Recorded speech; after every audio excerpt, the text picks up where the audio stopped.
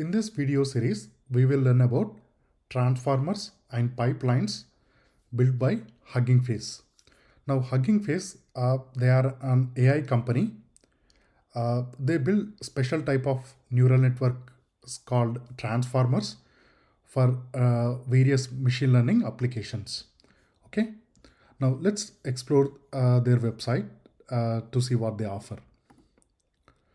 Now, under the models, as you can see here, they build these transformers for different computer vision applications, the object detection, image classification, depth estimation, the zero sort classification detection. There is also image segmentation, right? So a number of important computer vision applications. And they have large focus on the natural language processing, everything related to text classification, the question answering, summarization, conversations, text to image, image to text generations, etc. Right? And then there are few models related to audio, and a number of models are related to these text as well as images. We call these models multimodal models. Okay, so as you can see here, they have over 160,000 models. Now, all of these models are freely available to use. The important base models, for example, this one is built by the HuggingFace, and then the users use these models to do the transfer learning for their specific applications, and the users can also upload the models to HuggingFace. Okay. There are two ways to access these models. One, we can download the model artifacts to our local machine, and then we can do the inference, right? Either on local or we can deploy it on a server. The second method is using the endpoints. So the HuggingFace, they also offer endpoints functionality, where after uploading our model to the HuggingFace hub, we can deploy the models, and then we can start using the endpoints. Okay. Now we will see some of these models throughout this course. Again, related to all these tasks, we are going to cover all these applications, right? Related to computer vision, natural language processing, audio, and also the multimodal. Now, there are a couple of models related to the tabular ones, but as you know, for the tabular ones, we need to train our own models. Whereas the remaining three, these three data formats, they can be generic, right? All right. Then here we have the datasets. So all the datasets used to train these transformers. Now we can download these datasets as well using a pip library called datasets. Okay. So here is a quick summary of the data, or the first few records. We can download or access these datasets as well. And then they have the spaces. Now these are simple applications or the user UIs running machine learning models in the backend, right? So these are built using a simple Python library called Gradio. With few lines of code, we can deploy the machine learning models. Okay, for example, now let's look at the most likes one. So this is the most famous stable diffusion model. Now using Gradio, we can create these user interfaces. For example, here we can give a text prompt and then a negative text prompt, something we don't want to see in the image, and then click here, that will generate an image. Because these are free and the servers are always busy, it will take quite some time to get the output, but we might see the spaces also in this course. Then lots of documentation related to transformers, the datasets, the Gradio, and the inference endpoints, etc. Right? All right, and then so under the solutions, this inference endpoints is the most important one. Either we can deploy the pre-built models as endpoint, or we can do transfer learning to build our own models, upload them to what is called this HuggingFace hub. And then from the hub, we can deploy the models. It's very easy process. We give the model repository and endpoint a name, and then we choose our cloud provider, and then some security level. I mean, if this model should be accessed by everyone, or maybe it require authentication, etc. And that's it. With few clicks, we can deploy the models and use them as endpoints, right? Now, finally, under this pricing, so as you see, this is the HuggingFace hub where they host all the models. And then the inference endpoints, so they are charging some 6 cents, that's in US dollars, an hour. Okay. Then pro account might have some additional benefits like the customer support, etc. And then this enterprise one. Okay. All right. To quickly summarize, in this course, we are going to learn the transformers related to all these tasks you see on the left. Okay. So we start with the natural language processing ones, and then we will look at the computer vision ones, and then we look at multimodal one, combining these two, text and images.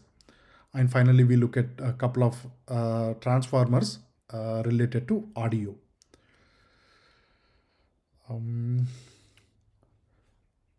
Yeah, that's about it. See you in the next video. Thank you very much. Let's start with transformers related to natural language processing or NLP applications. We are going to look at around 18 applications over the next couple of videos. Okay, so here we are on the HuggingFace landing page. Let's go to models. Now, as we saw in the previous video, on the left hand side, we have all the tasks related to different data types, the computer vision, NLP, etc. Now let's look at text classification. Okay, so we have around 18,000 plus models for text classification, and then here you can sort those using recently updated most likes and most downloads. We probably choose most downloads. Okay. So here we have this model. It's Distilbert model, and you can see it has already been downloaded 2.74 million times. Okay. Now, all right, so that's how you can filter the models, right? I mean, you can click on the model and it will take you to the model homepage. And here you will find lots of details about what data sets are used to train the model, some validation metrics, etc. Right? So depending on what the user has, what details they have provided, you can find all those details here. Now they'll also provide some sample code. Now we are going to, so this is how we use the model in its, let's call native form, right? But we are going to use the pipelines which abstract away all the details from the user. So the pipelines, even those without any coding experience, they can use. Okay. So in this course, we want to focus on different tasks in NLP, different tasks in computer vision, and how to use these models for our applications. It's not about the coding, right? But in pipelines, what happens is it's a two-step process. The first one is a tokenizer, and the second one is the actual model. Okay. Now we can use different tokenizers for our model, right? So we can choose different tokenizers and different models as well. So first, our given text, it's been converted into tokens using the tokenizer, and then the tokens are fed into the model to get the predictions we want. Okay. And the pipelines, they abstract away all this from the user. Okay, so let's get into the code. And anything else from here? Yeah, okay. All right. So first you need to install the transformers. That's the most important one. And then a couple of applications. We are going to use this sentence piece and sentence transformers. So you can easily install them using pip.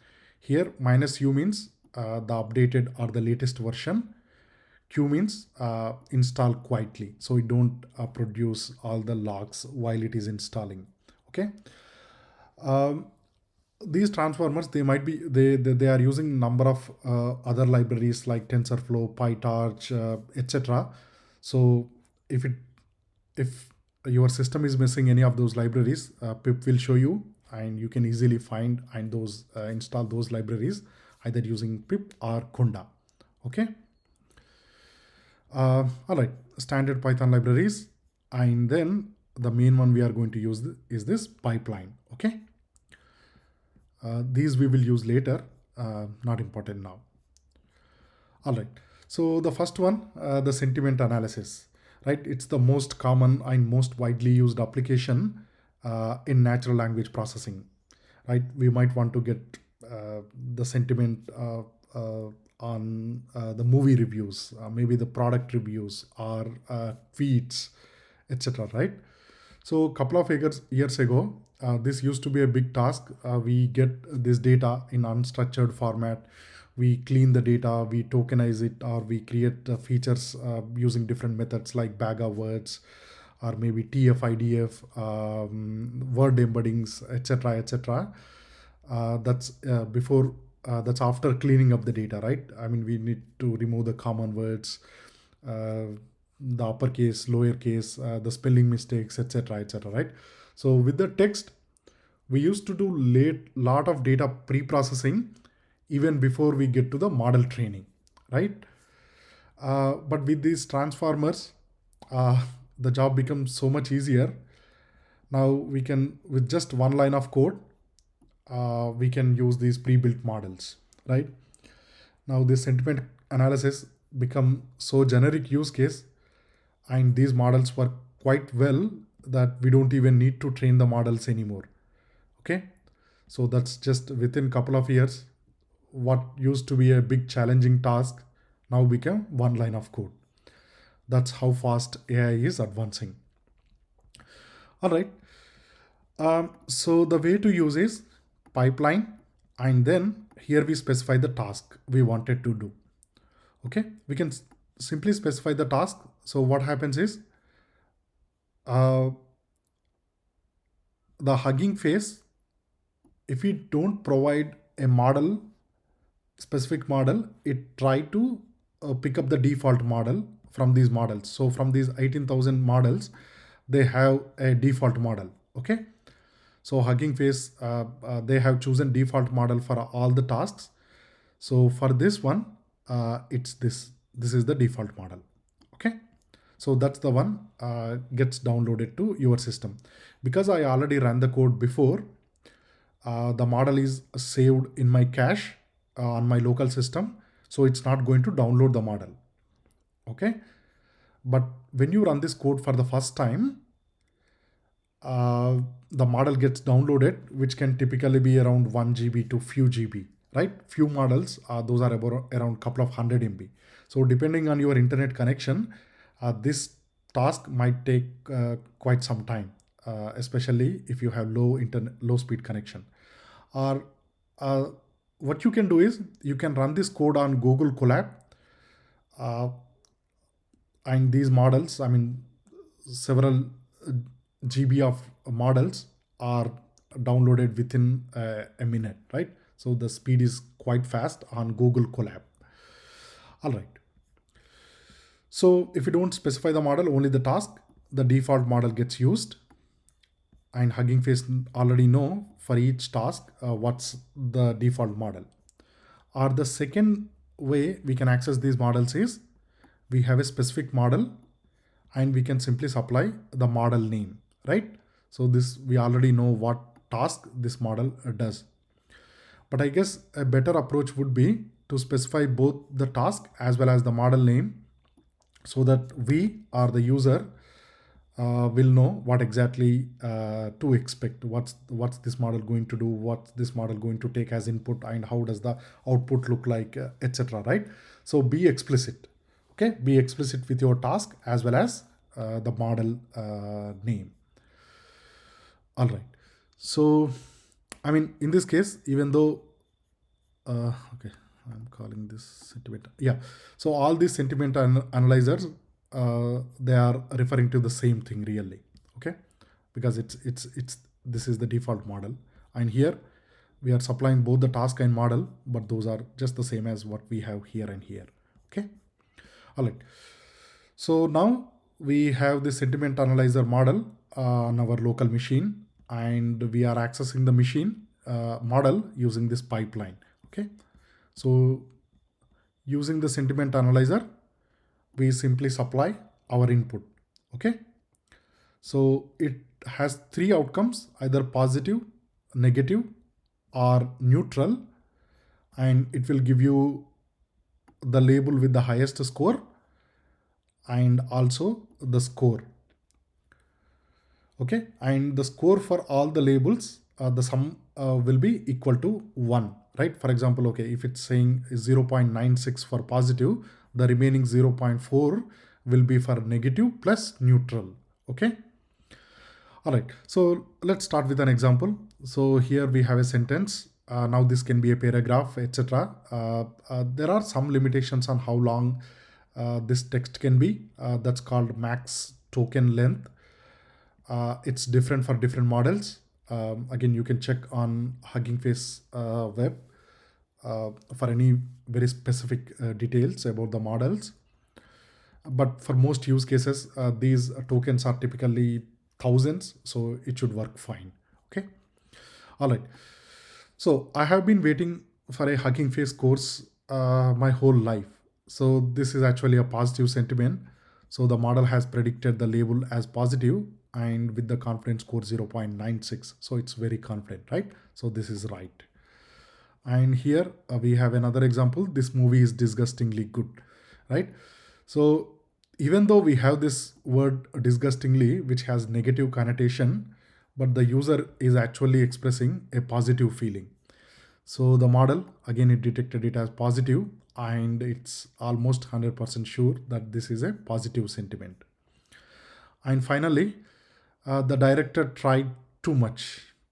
Yeah, it's a negative sentiment. Again, the model is very confident about it. Okay. So, and then we can do multiple inferences at the same time by providing the input in the form of this list. Okay, so here we have two inputs or records which we have used before. I have been waiting for HuggingFace course whole my life, and I hate this so much, right? So this is positive, this is a negative. So here we can see the label is positive, and again high score, the label is negative, again a very high score. Okay.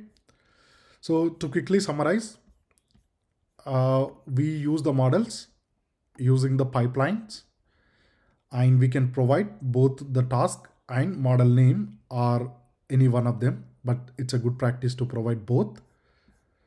And once we have the model, we simply supply our input and it will return the output, and the output format, what it looks like, etc. It depends on what the model is doing. Okay, so that's just one task. We are going to cover 17 plus more NLP related tasks. That's it for today. Thank you. I was quite amazed when I first learned about zero-sort classification. So we know the machine learning models, they predict the labels they have been trained on, right? For example, if you train a model, let's say a classification model, to predict, let's say it's trained to predict either only two labels, education and politics, right? So whenever we input the data to the model, it will predict only one of these two labels, either education or politics, right? But with the zero sort classification, the models trained on one set of labels, they can predict the labels which are not used during the training. So what this means is somebody can train a very good classification model using a lot of data for a specific applications, right?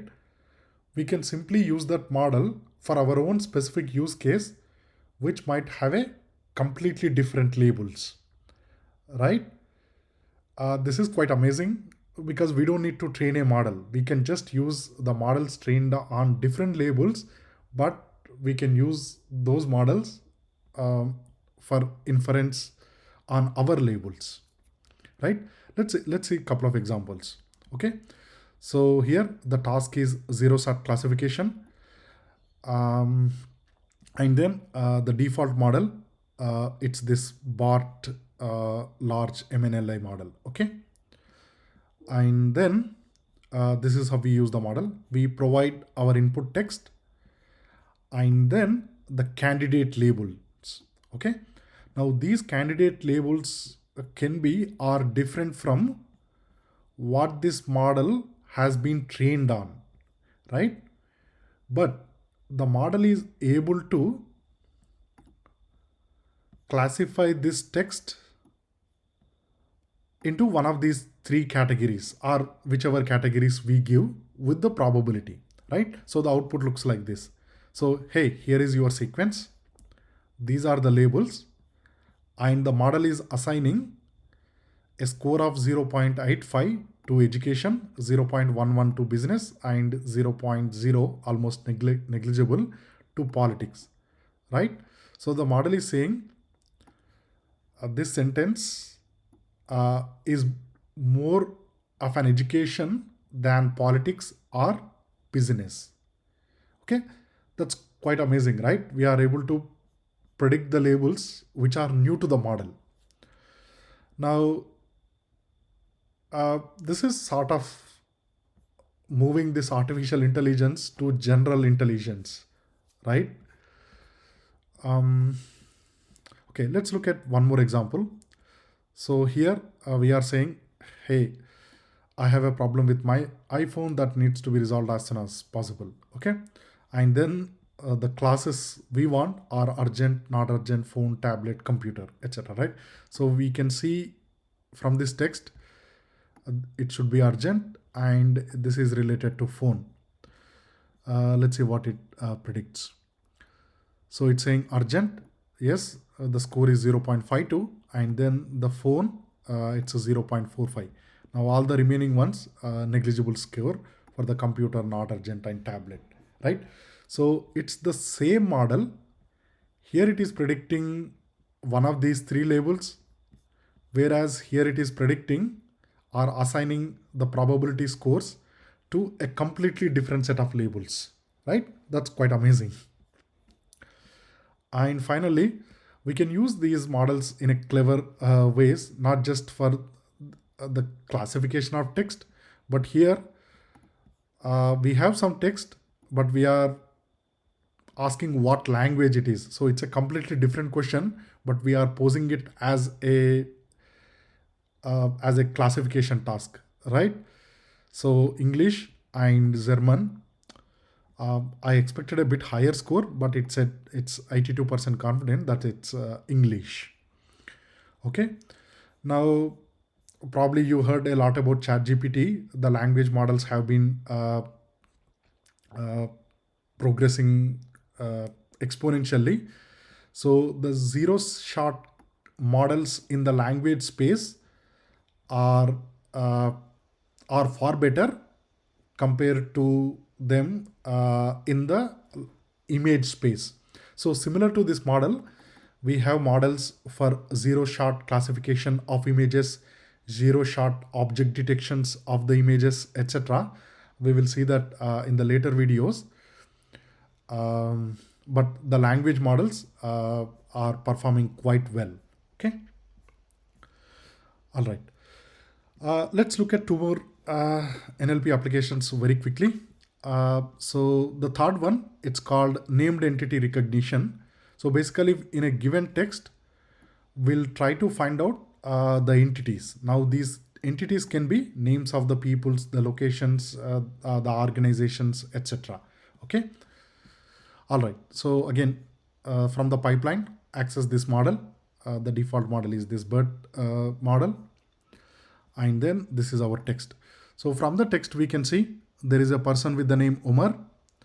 There is also a place with the name Zurich. Okay. So the model should be able to detect these two. All right. So it has returned a list with two elements. Each element is a dictionary. So the first one is this, and it's saying it's a person, and the word is Umar. Now this is where it start and end 10. So if you count the character O would be 10, R would be 14. And then the index, this is the index of the word, not in word sense. For example, I am, it's get divided into 3, right? So I apostrophe M. So hello 1, 2, 3, 4. So the Umar would have index 5. Okay, then 6, 7, 8, 9, 10. So the Zurich index would be 10. And it also gives the score, how confident it is. So in both cases, it is very confident. This is a person, this is a Zurich, and it also highlight in the text where it is. Okay. Here is another example. Let's see what it says. So it's saying there is an organization, and it is this transformers. Okay, from the sentence, yeah, we can interpret this transformers is an organization, but it is not actually. All right. And finally, let's look at this parts of speech tagging. Okay. So unlike the named entity recognition, which tag only the entities, the parts of speech will be for every word, right? So again, so let's take, so this is called token classification. It's not called parts of speech. I mean, even though the actual task is parts of speech, and we can specify the model. So for this text, now for every word, it will give the parts of speech. So the first one, hello. And again, as we saw, IAM gets split into 3. So here is I, the apostrophe, and then the M, and so forth, so on and so forth, right? So this one, it says some interjection, pronouns. This is some auxiliary thing, and then pronouns, etc. Right? So similar to this named entity recognition, it gives us the index, the word, where it start and where it end, and also the confidence score. Okay. Quick summary. Today we have looked at 3 applications. The most amazing one is zero-shot classification, where we used a pre-trained model to predict the labels which the model has not seen before. Okay, so probably the way it is doing is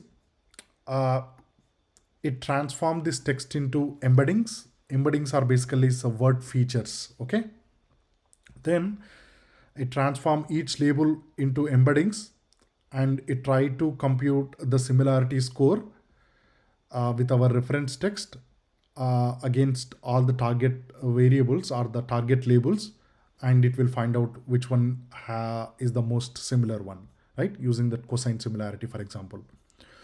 And then we looked at named entity recognition. So given a text, it can detect the entities such as people, location, organization. And finally, we looked at the parts of speech. Now, parts of speech for every word or letter in the English, okay, or any language. That's all for today. Thank you very much. 3 more NLP tasks today, starting with the very simple one. It's called fill mask. Okay, so using the pipeline, the default model is distill robotta. Okay, and then so here we have a sentence. Now this can be a paragraph, and we have a bunch of words missing, right? In this case, only one. So the model tried to come up with the most appropriate word. Okay, so for this one, the model is saying the capital as its first choice. So Paris is the capital of France, and the second choice, it's Paris is the birthplace of France. Paris is the heart of France, the envy. And the finally, it's another one, capital. So these two are the same, except this here we have the uppercase letter. But so those are the sorts of suggestions the model come up with, and the highest score is given to this capital, which makes sense, right? Paris is the capital of France, and here we have about a 0.7 confidence score. Now let's look at one more example. This is a simple and a mask. Right? Now this sentence is too generic, right? And many words can fit into this solution, right? For example, this is a simple example. This is a simple fix. This is a simple quiz. This is a simple solution. This is a simple recipe, etc. Right? Because so many words can fit appropriately. The scores are quite low here, right? So these are just the tie examples, right? I mean, when you have a paragraph, the model is going to learn from the paragraph what is the context, what it is saying, etc. So it's going to come up with the most appropriate words, and probably will have a much higher confidence scores as well. Okay. And then we can have multiple masks. Again, this is a too short sentence, and with only 5 or 6 words and already missing 2 masks. But I just want to show you the output format, right? So here it is a list of lists, and within list, each element is again a list, right? And each element will answer one mask. Okay. So this one is about this one. So it is saying Paris is, Paris remains, Paris become. Those are the sorts of things, right? And for the second one, it still says republic, capital, sovereignty, etc. Right? So when we have a paragraph with enough text, enough context to it, the model will understand better and give the response with better scores, right? Next, text generation. I guess the most used NLP use case these days because of the ChatGPT. And here the model itself is a GPT version, but it's 2. The latest model we have is 4. Okay. So the task is text generation. All right. So here we give a prompt in ChatGPT language. Hello, I'm a language model, right? So it's going to expand this text. It's going to generate some text based on the prompt or the initial sequence we give, right? So it came up with this suggestion, right? So it's saying, hello, I'm a language modeler. I can also express patterns written to different things in different languages. In this article, I will cover some of your patterns. I have not written anything about specific language, nor will. Okay. And then these models takes a number of parameters which are really important, right? So for example, here we can say the maximum new tokens. So in this one, each word is counted as a token. Now we can also have the number of answers, which is this number written sequences. Okay. Now these two are important if we are using paid models, because the price usually depends on how many new tokens we are generating. Okay, if we are generating a text versus a paragraph versus a very long essay, the price increases. Okay, and also how many answers, right? So here we are saying, hey, my maximum generated tokens should be 30, and I want 3 such answers. Okay, so what is returned is a list, and each element is one answer. So this is one answer. Again, it's saying, hello, I'm a language model. I was raised in an understanding of machine learning, how to code into different programs, and then use that knowledge to learn the language. And then again, the second answer or the response, hello, I'm a language modeler, and the reason we are here is to communicate, etc. Right? So these are the 3 responses with the maximum tokens 30. Okay. And finally, here we have one more example, number of return sequences. Well, we have already covered here. So, yep, so here we are going to get 4 responses. Again, since we did not give the maximum tokens, there is probably some default parameter. So let's see. So the maximum length, okay. So this is 50. So by default, this specific model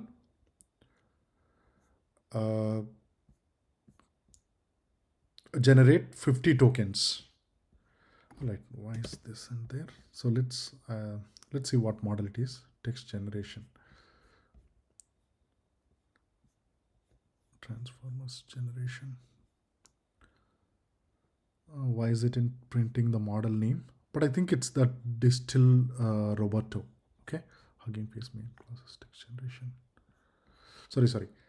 This is the model, right? Sorry. Here we have explicitly providing the model, which is GPT-2. Usually these models are very big in length, the name. So I was searching for a longer string here, but the model is GPT-2. Okay, so by default, it generates 50 tokens. All right, and then finally, summarization, which is another most common NLP use case these days.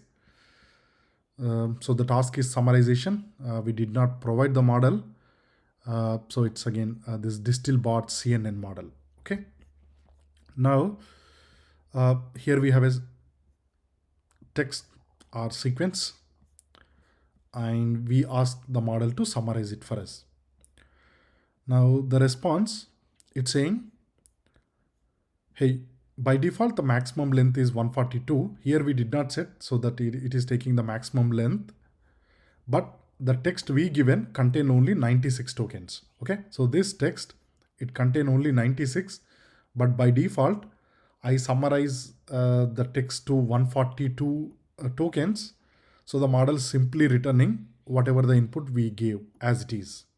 Okay, so for such models, the parameters becomes important, right? So similar to the text generation, for text summarization also, the maximum number of tokens is important.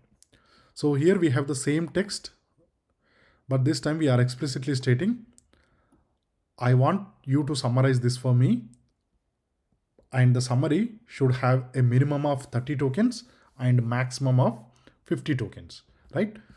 So this is our input, which has about 96 tokens, right? 96 tokens. Now this is the summary of it, and the number of tokens would be between 30 to 50. Okay. All right. So I guess it summarizes the important piece of information. So here we have the population. So it has captured the population and the year. So then there is probably some very generic information. The city is the center of state of government, region and province of something, right? City is the center and state of. So yeah, it try to reduce the words from this sentence. All right. Now here we have a very long text. This is actually a story generated using ChatGPT. It has, I guess, hundreds of tokens, right? So we asked it to summarize, and we haven't provided the default maximum tokens, so it should be summarizing in 96 tokens. So the story gets summarized in maximum 96 tokens. Okay, that's all for today. A very quick recap. Here we start with this mask, which is the simplest one. The model simply tries to guess the most appropriate word, and it will also return the score. When we have very specific text with some maybe paragraph with a specific context, then we'll have much better results, unlike the very generic string here. And then we looked at the text generation. So here we give either a prompt or the initial text, a short text. Then the model going to generate or expand the text for us. There are two very important parameters: the maximum tokens and the number of answers. Okay, so we can specify it so that if we want a small paragraph, or if we want an essay, or if we want a long essay, etc., right? But when we have paid models like ChatGPT, the price depends on how many maximum tokens we are generating in the output, and also the number of answers. In fact, the price also depends on our input token length. Okay, but this input token length, that cost will be very small compared to this output token price per token. Okay, and finally we looked at the summarization. So basically we simply provide a long text and ask the model to summarize it for us. Now by default, the model summarizes the text in 142 words. If our text is below 142 already, the model simply return our text as it is. So that's why we can set the minimum and maximum length. Okay, and finally we looked at a long story and the summary of it in less than 142 words. That's all for today. Thank you very much. We will look at 3 interesting NLP tasks. Those are quite mouthful. The first one is called this multi-genre natural language inference, MNLI. And the second one is called question natural language inference, QNLI. And the final one, it's called Quora question pairs, QQP, right? Now, if you want to find all the models available to do MNLI tasks, so go to the models page on the HuggingFace and simply search for -MNLI, right? -MNLI, right? So these are all the MNLI models. Okay, I just want to show that.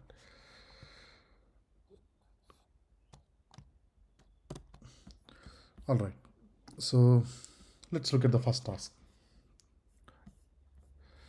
Now MNLI, it takes 2 inputs, right? One is the premise and the second one is hypothesis. And it will check if the hypothesis can be inferred from the premise. If we can, that's called entailment, right? So which means the hypothesis is true. Otherwise, it's contraction, right? So we cannot infer the hypothesis from the given premise, or it is contradicting. And finally, we have neutral, which means we cannot, these two are very different. I mean, premise and hypothesis, there is no relationship between them. We cannot really say. All right. So interestingly, the task is classified as task classification, but the model is trained to do MNLI, right? So that's why it's important to explicitly state what is the task and what is the model. Okay. Now, for example, if we give just the text classification, we'll get some text classification models which won't be able to do MNLI, right? All right, so let's look at some examples. So here we have a premise, a soccer game with multiple males playing. Well, the sentence is not framed well, but that's the sentence. And then here we have hypothesis, some men are playing a sport, right? So this hypothesis we can definitely infer from this statement, right? So it is an entailment and we have high confidence score. Okay, so let's look at a contradiction example. So here we have a man inspect the machine in some East Asian company. Okay, so there is only one man and he is inspecting some machine. And the hypothesis is the man is sleeping, which obviously contradict, right? Here we don't have multiple men to say, oh, maybe some other guy is actually sleeping, right? So here there is only one man and here there is only one man. So it's a contradiction, and this time also the score is quite high. Okay, and let's look at the third scenario. So some men are playing a sport and the movie is good. So this hypothesis, whether this movie is good or not, can be inferred cannot be inferred from this statement or premise, right? So it's neutral, and also the score is 0.8, which is quite high. Okay. So quick summary, it takes two arguments, one is hypothesis and one is premise, and it will try to find out if the hypothesis can be inferred from the given premise. Okay, that's the first task. And the second task is the QNLI. So it's somewhat similar. What it does is it tries to find if the answer to a question can be found in a given document. So this also takes two arguments, one a document and the second one a question. And it will tell us if the answer to that question is in the document or not. Okay. Again, this task also called text classification, because I guess that's probably because the outcomes are finite and labels. So that's why they grouped it under text classification, right? But the model is QNLI. Okay. All right. So here we have the question. So first we ask, and then here we have the document. So here first we ask the question and then we supply the document, and the model will tell us if this question can be found in this, answer to this question can be found in this document or not. Okay. The model description said it should either return this entailment or not entailment, but it's always returning this label 0 with the score. So the score is high means it's an entailment. The score is very low or close to 0 means it's not entailment, right? Because it is a binary classification, unlike this task which has these three labels, it need to explicitly state the label, right? But for a binary classification, it can return just one label, but with the score between 0 to 1. Okay, I guess that's what it is doing here, instead of returning both entailment and not entailment. Okay, so the question is, what is the capital of France? And the document, Paris is the capital of France, right? So we can answer this question from this document. So it's saying it's an entailment and it is very confident. Now, these are just again some very simple, quick, easy examples. But here we can have a very large text, right? Which is the more common use case. So we might have a device manual. Now we want to find out how to fix some particular thing in this device, right? So we are trying, instead of reading through the whole manual, we are trying to find out if the answer exists in that manual or not, right? So we can build applications, for example, device manuals, and maybe some sort of questions people ask, things like that, right? So here we have the opposite example. So the score is very close to 0, meaning it's not entailment. So the answer cannot be found in the document. Let's see if that's the case. So here we have a document saying something is also known as great dying because it is considered to be the largest mass extinction in the Earth history. Okay. Now the question says, what percentage of marine life died during the extinction? So the question is very specific, what percentage?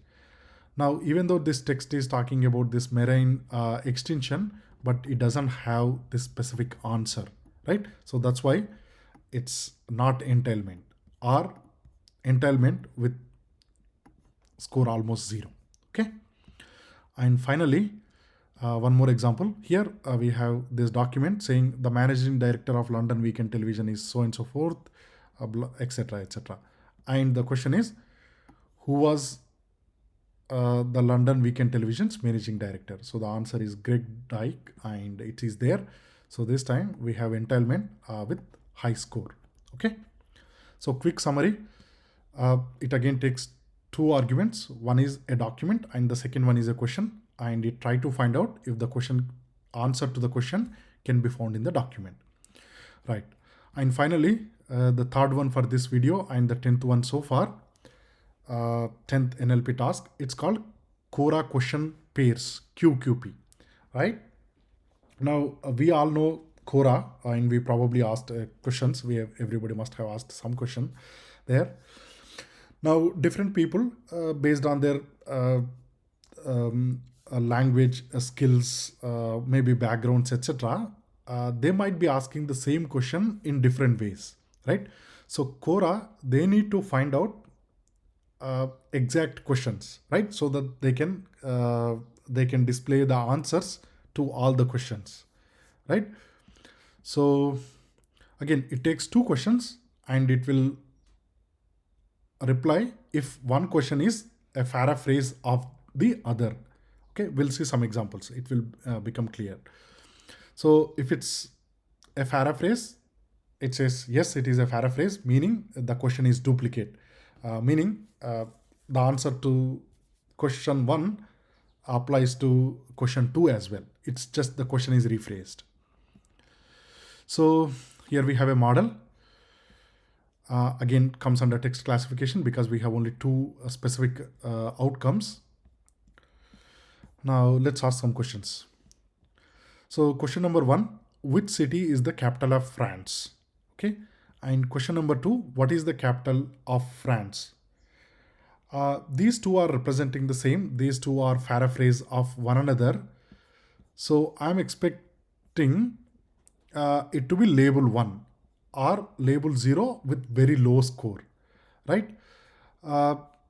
Similar to MNLI, this model is always returning label 0, but the scores are always high even when the questions are paraphrased. So for this question, because they are paraphrased and because it is replying label 0 and the documentation says label 0 is not paraphrase, I was expecting the score to be very low, almost close to 0. But for some reason, this model don't seem to be working well, or I might have some misunderstanding. It's always returning label 0 with very, very high scores. Okay.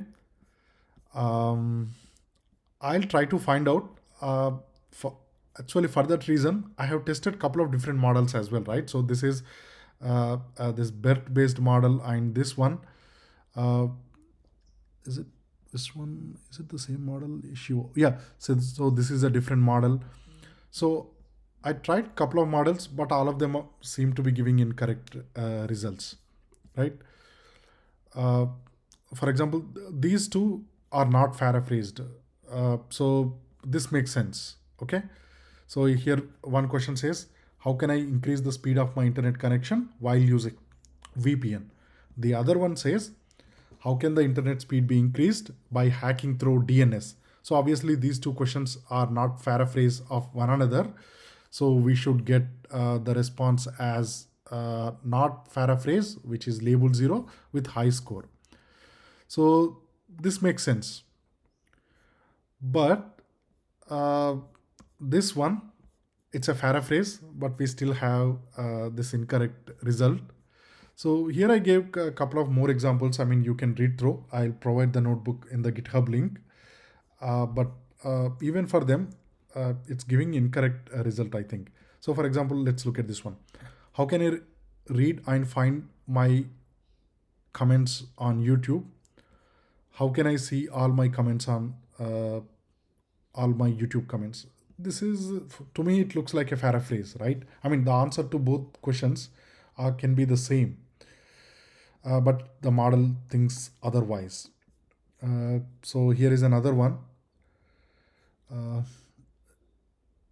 Yeah, another one. This looks like a rephrase, right? So what can make physics easy to learn? And how can you make physics easy to learn? Yeah, it depends, but well, okay. So for this one, it's giving a score of 0.6. But okay, these two questions are exactly the same, right? I mean, those are paraphrased. How can I increase the speed of my internet connection while using VPN? Now we are just asking, rephrasing the question. While using VPN, how can the speed of my internet be increased, right? So these are definitely paraphrased because the answer to these questions will be the same, right? Whatever the answer to this question will be the same answer applies to this question. So it should have been label 1 or label 0 with lowest score, but it is still giving this high confidence score.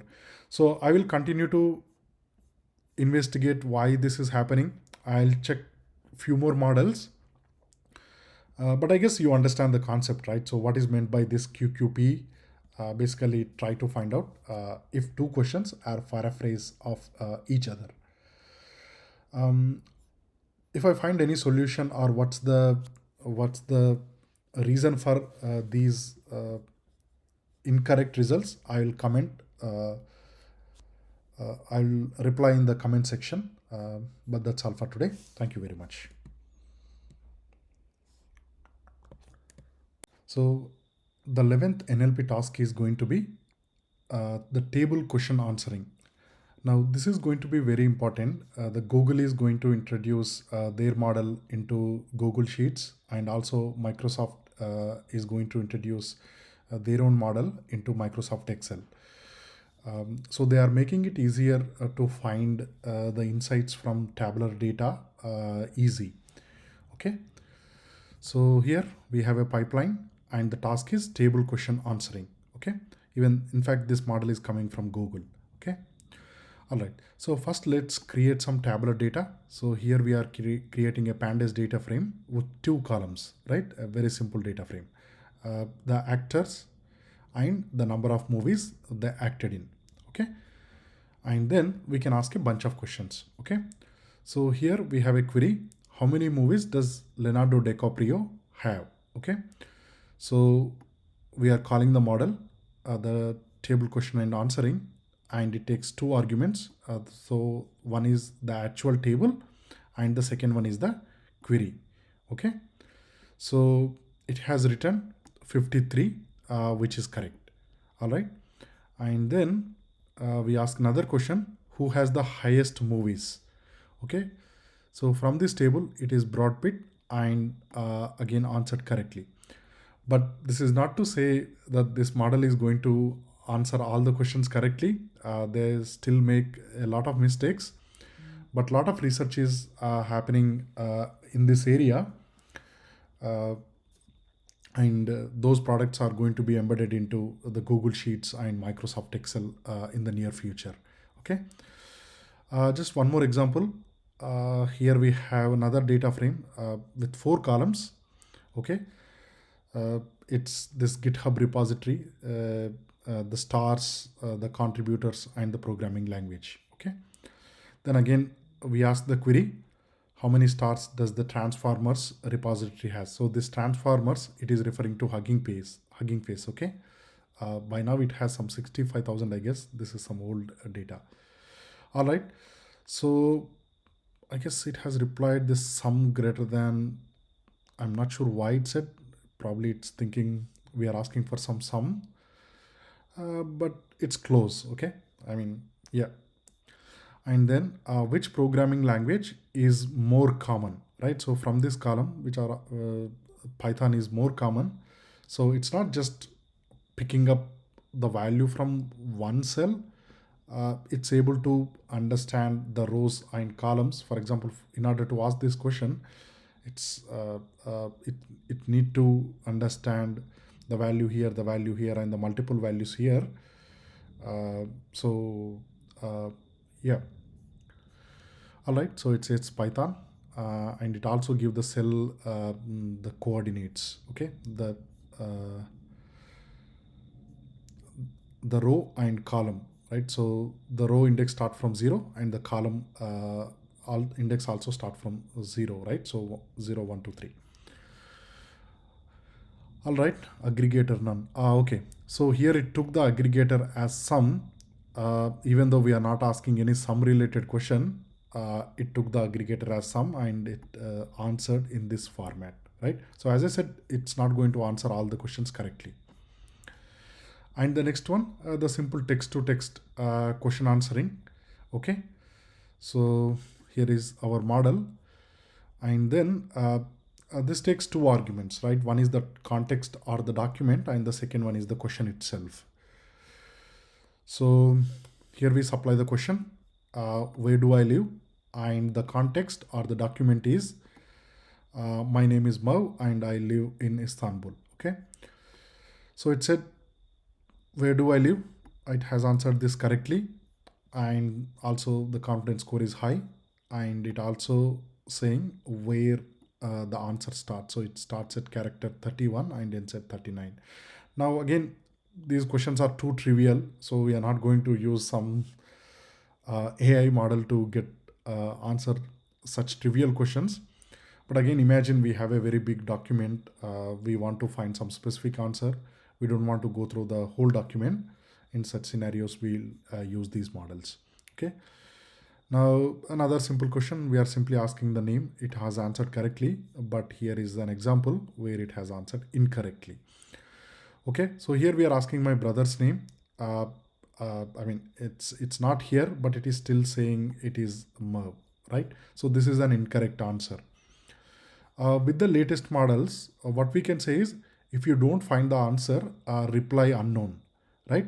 So when we do that, those latest models, they'll reply unknown instead of trying to find some answer from the document. Okay. And the final task we are going to discuss today, it's this conversation or this AI chatbot, right? So the task is conversational. So here we got the chatbot. There are two different ways or a couple of ways we can use the chatbots. So first, here we have provided some prompts or the input. So let's say conversation one, somebody asking, hey, somebody saying, going to the movie tonight, any suggestions? And the second person saying, what is the last book you have read? Now to the chatbot, we have provided these two inputs. Now it's going to generate some conversation based on these two inputs. Okay. So now again, these models, I mean, they are regularly being updated, and some parameters become mandatory, some become depreciated. So it's that information, but the actual response is here. Okay. So it creates some ID for each conversation. Then the user asked, going to movie tonight, any suggestion? And the bot replied, the Big Lebowski, right? And then the next conversation, the user asked, what is the last book you read? And again, the bot replied, the last question, right? We can do it differently. So here we are adding users, right? So for example, here again, from the conversation, the same question, we have added this to chatbot, and the chatbot has replied. Okay, it has replied the same name, and then we can add one more user, right? So like this, we can build the conversation. So we can have multiple users as well in some models. Okay, so have added one more user, and the user said, is it an action movie? Okay, so we are building upon the conversation from here. So again, it said it's a comedy. Okay, is it an action movie? It simply replied, it's a comedy. All right, that's it for today. Again, quick recap. So we looked at a very important NLP task, which is this table question answering. So provided a table, we can ask questions, and it will try to answer the questions by understanding the tables. Okay, so it's not just picking up the cell values. It's also doing some mathematical operations. For example, in this case, even though it misunderstood the question, it understood as it needs to do some aggregation, and that is sum, and it replied in this format. Okay. And then we looked at some language-based question answering models. So we provide some text or document, and then we ask questions. Okay. There are more quite advanced models. When they don't know the answer, we can explicitly state that reply unknown or whatever you want if it can't find the answer, right? And finally, we looked at the conversation. I mean, we are all already familiar with chatbots. So here we have two users, and we have generated some conversation based on it. Whereas here we are building up the conversation by adding the users. Okay. That's all for today. Thank you very much. Three more NLP tasks in this video. Very familiar to us. So the first one is the language translation. Okay. So here the task, the translation, and here the from my two languages, we are being explicit here. So we want to translate uh, some text from English to France, right? So the default model, it's called this T5 base, and then here we have provided some text in English, and the translated text is here. So I don't know French, but that must be correct. And then a slightly more generic way, or maybe not. So here we are just saying it's the translation, and then we are providing the model name. So this is this Helensky NLP model, and which can translate between English to France. Okay, we are asking the same question.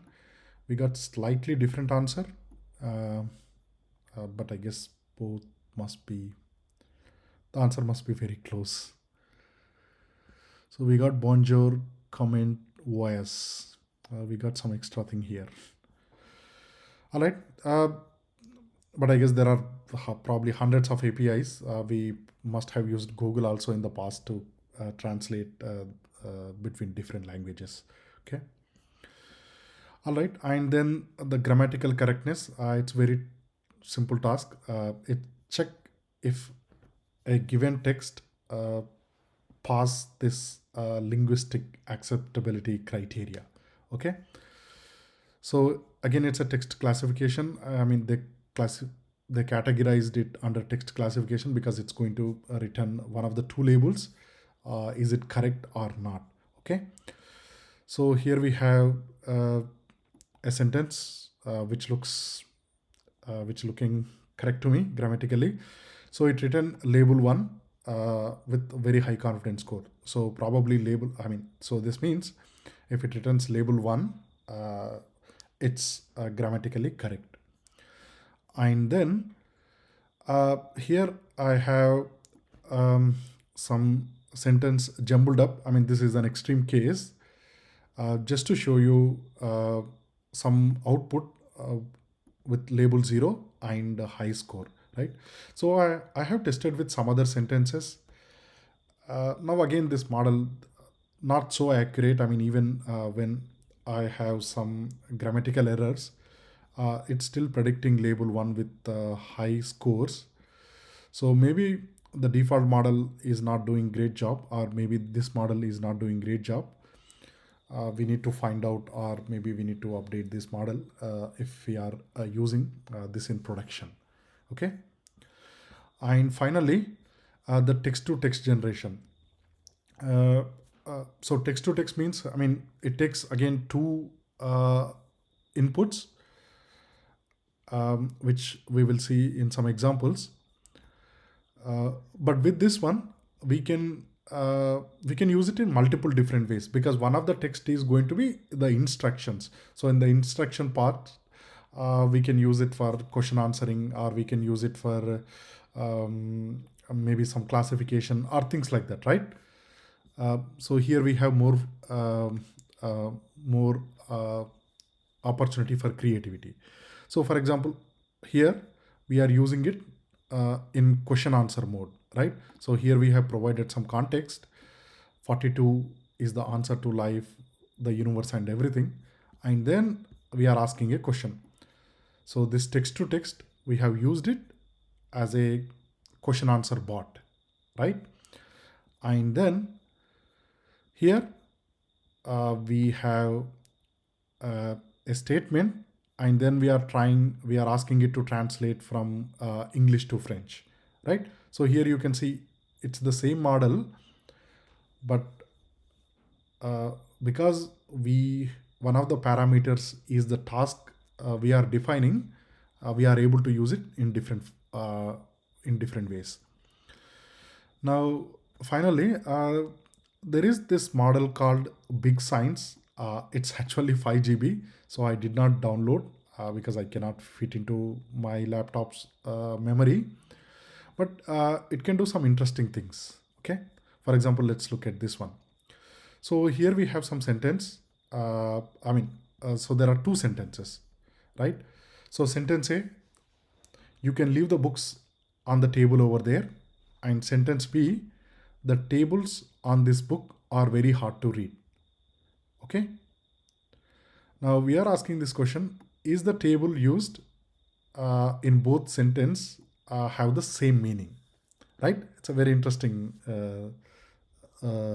task, right? So the answer, it said no. Why did we have this generated text? Is the word table used in the same meaning?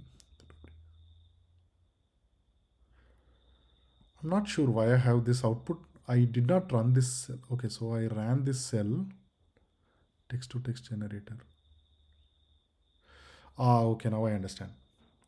All right, so here I have this text to text generator model, right? So this model, this T5 base model is used to run this code. But if we actually run this code with this big science T0 model, we will get the right answers. So here these are all simply repeating what the question is. Okay. So with big science T0 model, this is the output we will get, right? So the generated text would be no. The table here is referring to a table data, whereas here the table is a furniture. Okay, so the two tables in these two sentences are not the same. And then here we have A is the son of B's brother, and then we are asking, okay, what is the relationship between A and B? So again, the big science model would reply brother. Okay. Just two more examples. Is this review positive or negative, right? So here again, we are using this as sentiment classifier. We have provided some review and we are asking it to classify as either positive or negative. Okay. Finally, here we have a sentence jumbled up and we have asked read order these words into a sentence. Okay. So it has replied, Justin Bieber is my name and I am 27 years old. Okay. So the big science model would answer this also correctly. So ignore these ones because these are the code is run with incorrect model. So instead of the big science T0, we run with this model. All right. That's all for today. But as you can see, it is very important to explicitly state the task name and the model name. Otherwise, the model will reply something. So we will think the model is working incorrectly, but either it's the task or the model might be different. Okay. Thank you very much.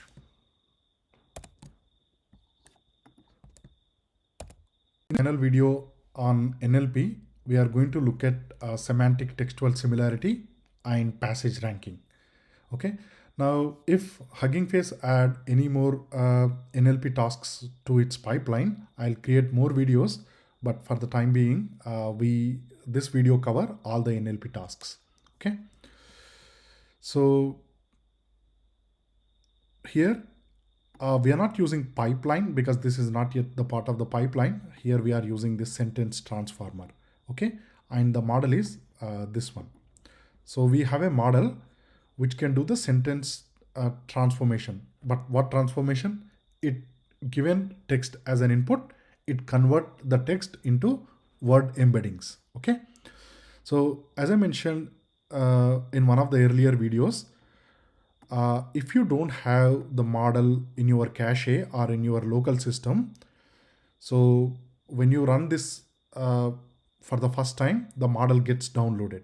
For example, this model 90 MB. What is the actual model? I guess this is the actual model. So as you can see, this model is about 90 MB in size. Okay. So this gets downloaded to your local machine. Now, so here we have two sentences. We are going to use this sentence transformer, which is basically going to do the word embeddings.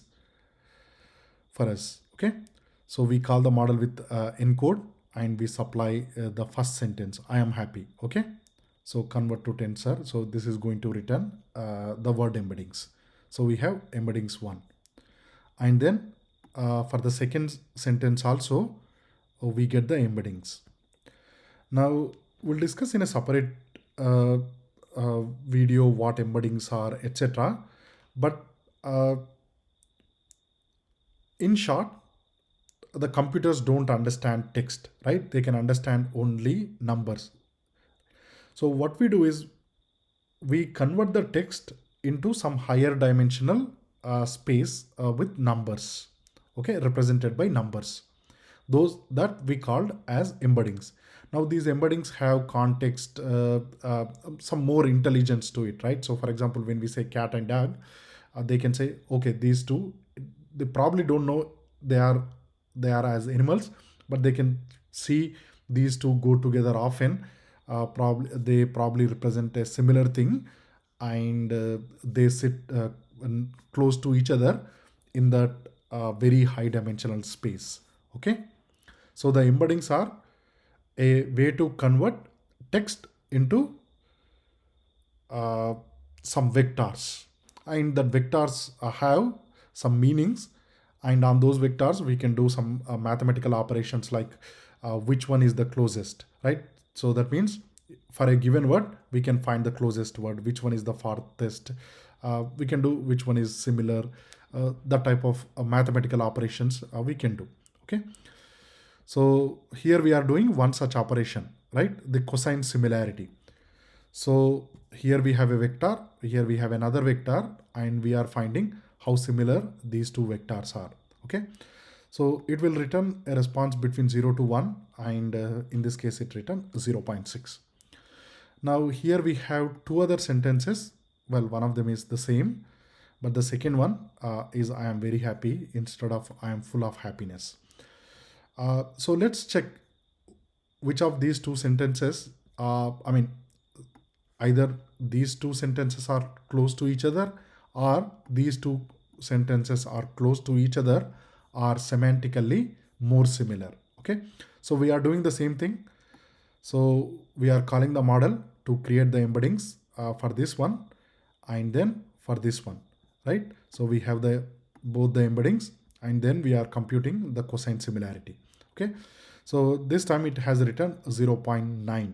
So the model is saying these two sentences are more similar to each other than these two sentences, which makes sense, right?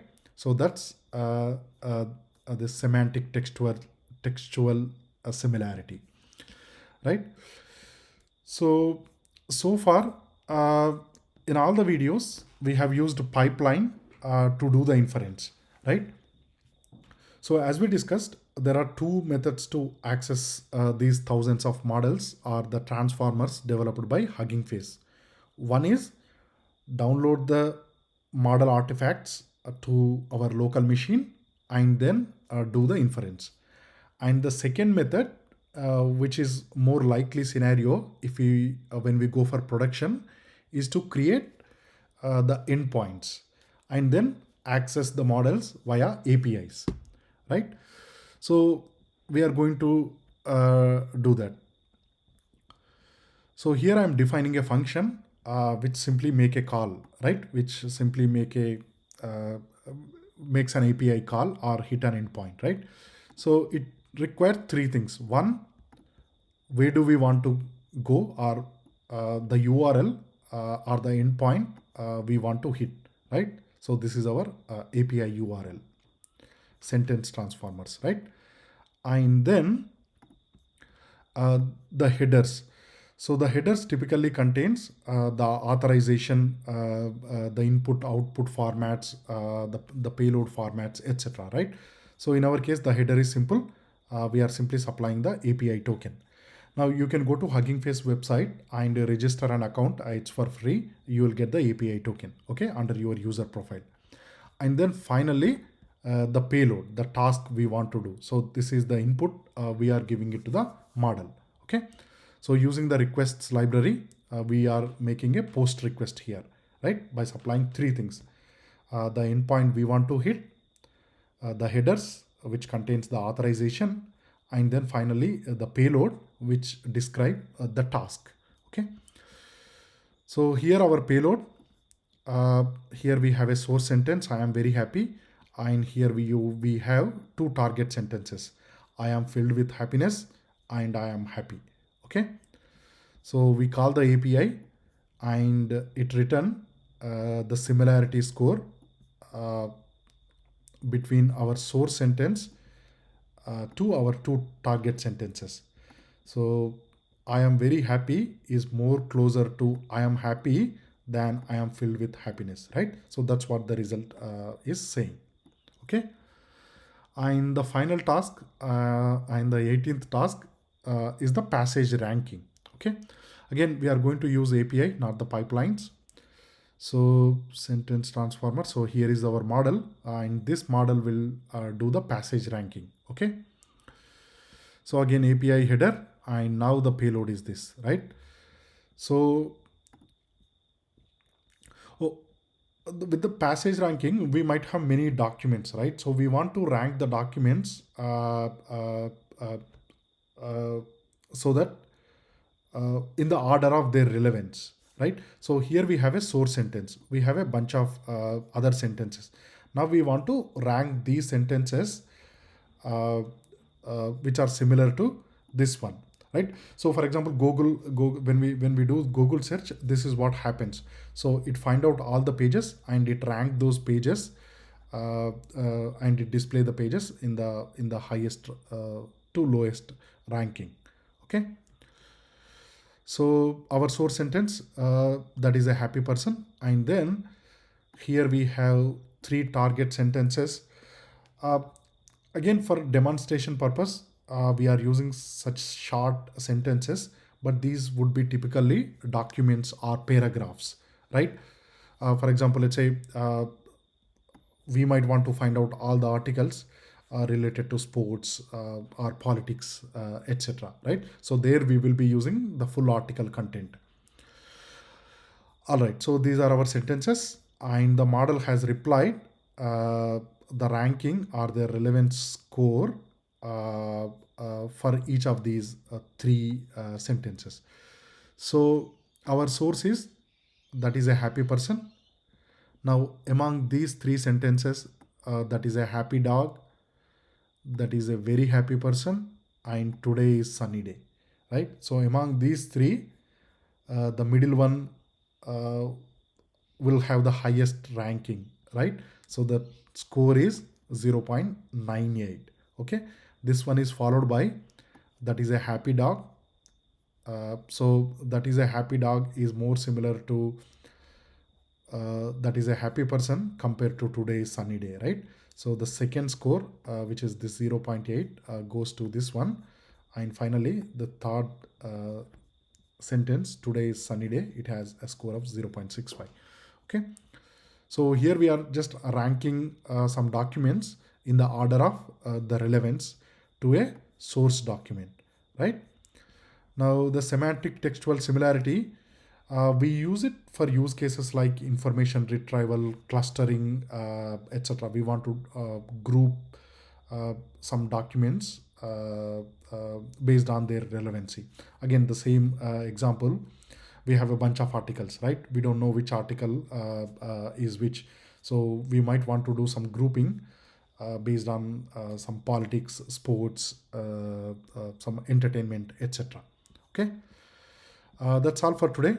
So with this video, we have covered 18 natural language processing tasks we can achieve using the transformers developed by the HuggingFace. Okay, and next we will see the computer vision related tasks. Thank you. In the previous videos, we have looked at NLP transformers from HuggingFace. Now we look at the transformers in the computer vision space. Okay.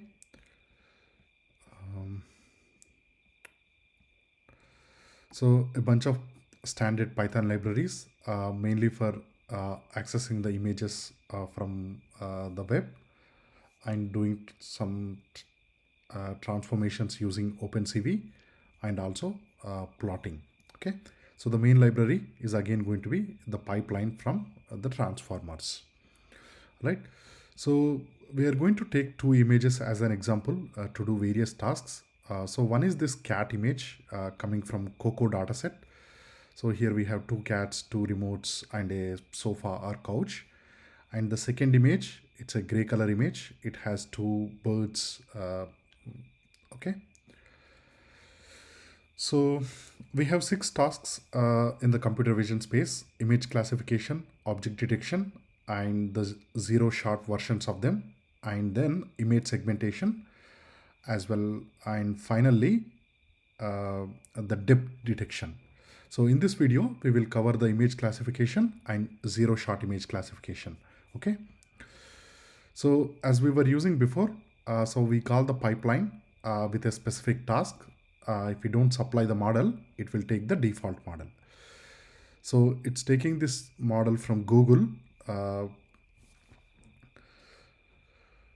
right. And then we supply the model, the image URL.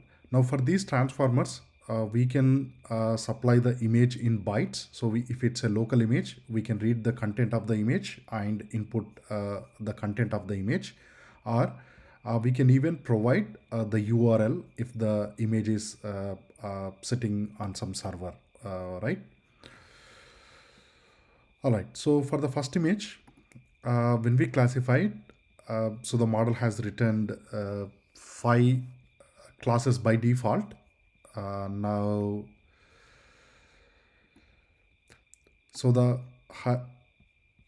class with the highest probability, it's this Egyptian cat, and the model 94% or 0.94 the confidence score, right? So for this image, the model is classifying it as Egyptian cat. Okay, and then let's look at the second image. So for this one also, the model classified this as macaw, and the confidence score is almost 100%, right, for this image. Now these predictions are using this model, right? Now different models might give different predictions depending on which data set is used to train the model and what was the focus of those right, what classes are used to train the models, right? Now let's look at one more model. So here we have another model from Microsoft. So class calling the model with the cat image, but this time, as you can see, the highest score is only 0.2, and it says it's some tabby cat. Okay, and then for the parrot's image also, it's slightly better. It's classified as macaw, and the score is 0.45. So if we want to use pre-trained models for such tasks, it's important to know the details of the models. So you can go to HuggingFace, HuggingFace models, and then for example, so take the model name, search for it. All right. So on this page, you will find all the information about what dataset is used to train the model, the classes it has. For example, this is this ImageNet 21K images. It has 21,000 classes, right? So that's the reason why the model is able to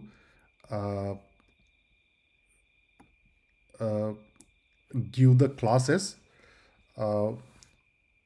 which are very specific, right? So within the cat, it has this Egyptian cat, tabby cat, tiger cat, etc., right?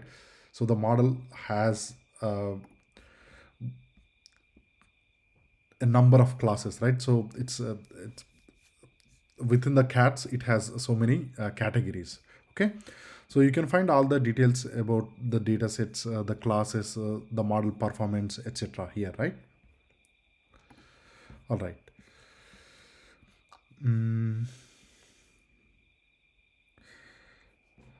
Now comes the interesting part, zero shot classification. Okay, as we saw for text classification, for zero shot classification also, we can provide our input and we can ask the model to classify it as one of the candidate labels. Okay, so first let's access the model.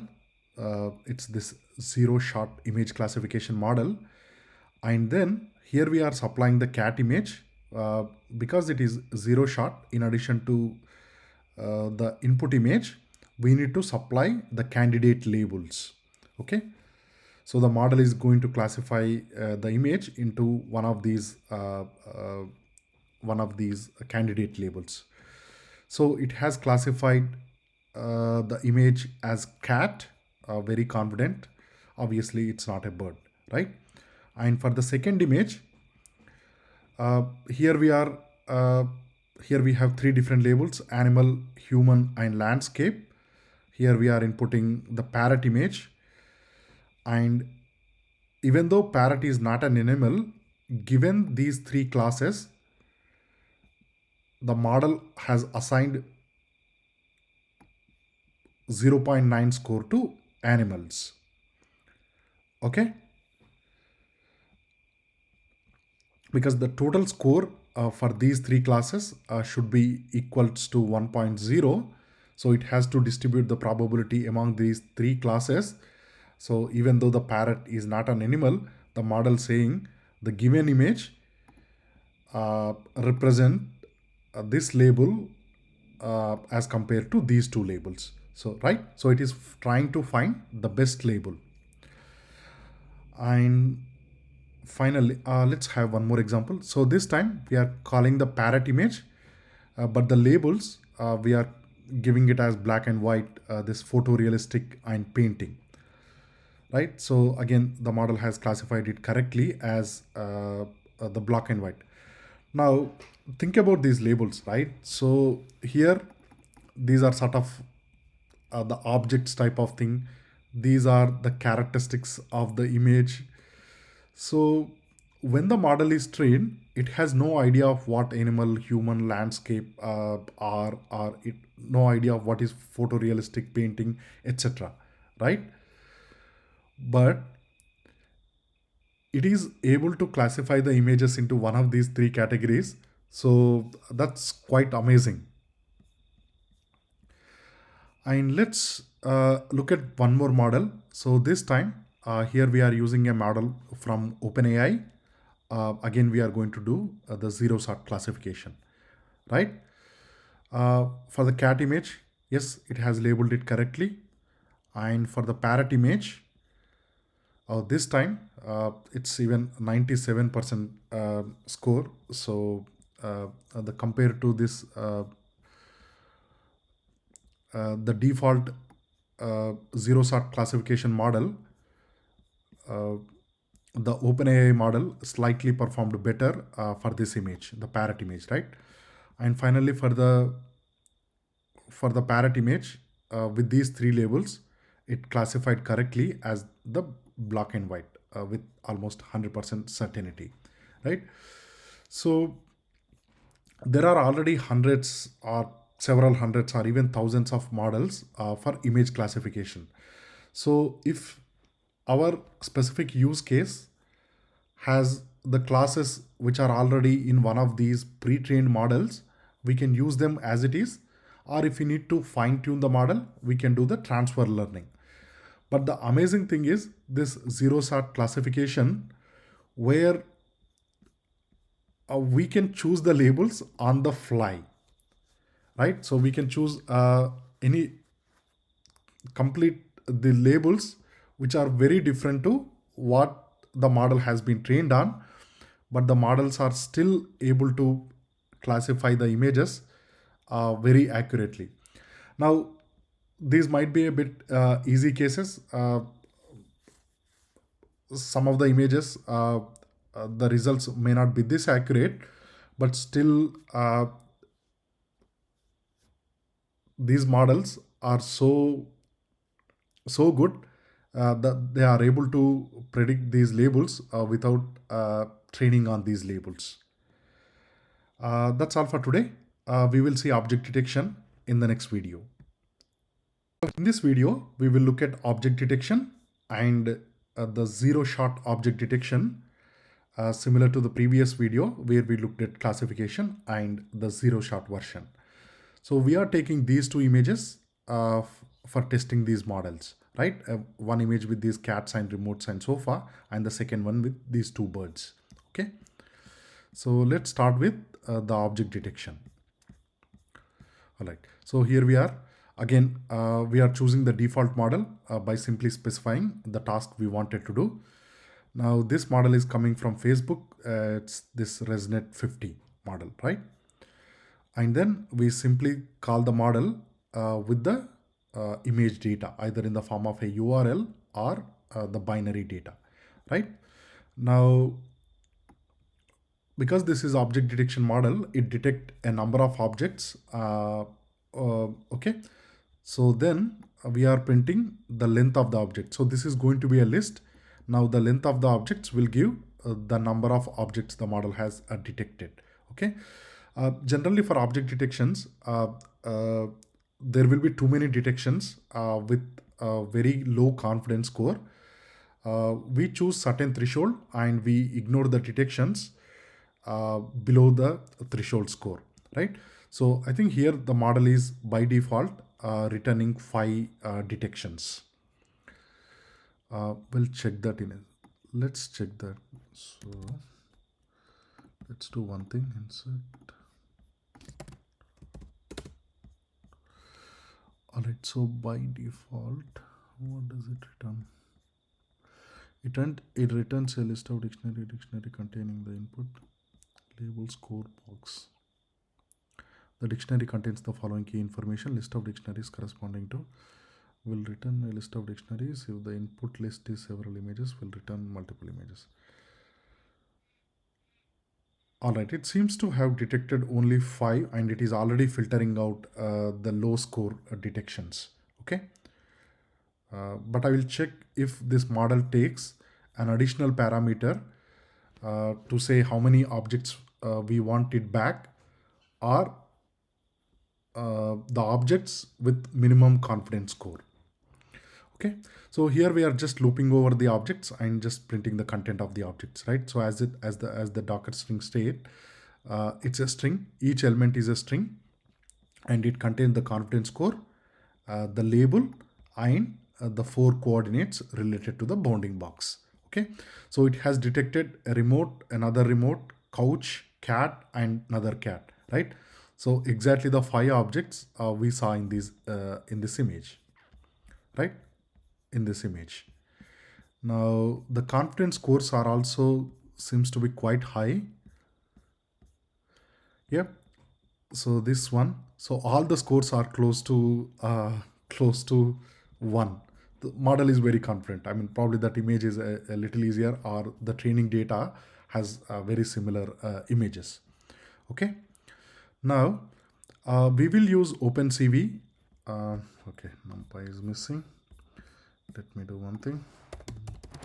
NumPy as NP.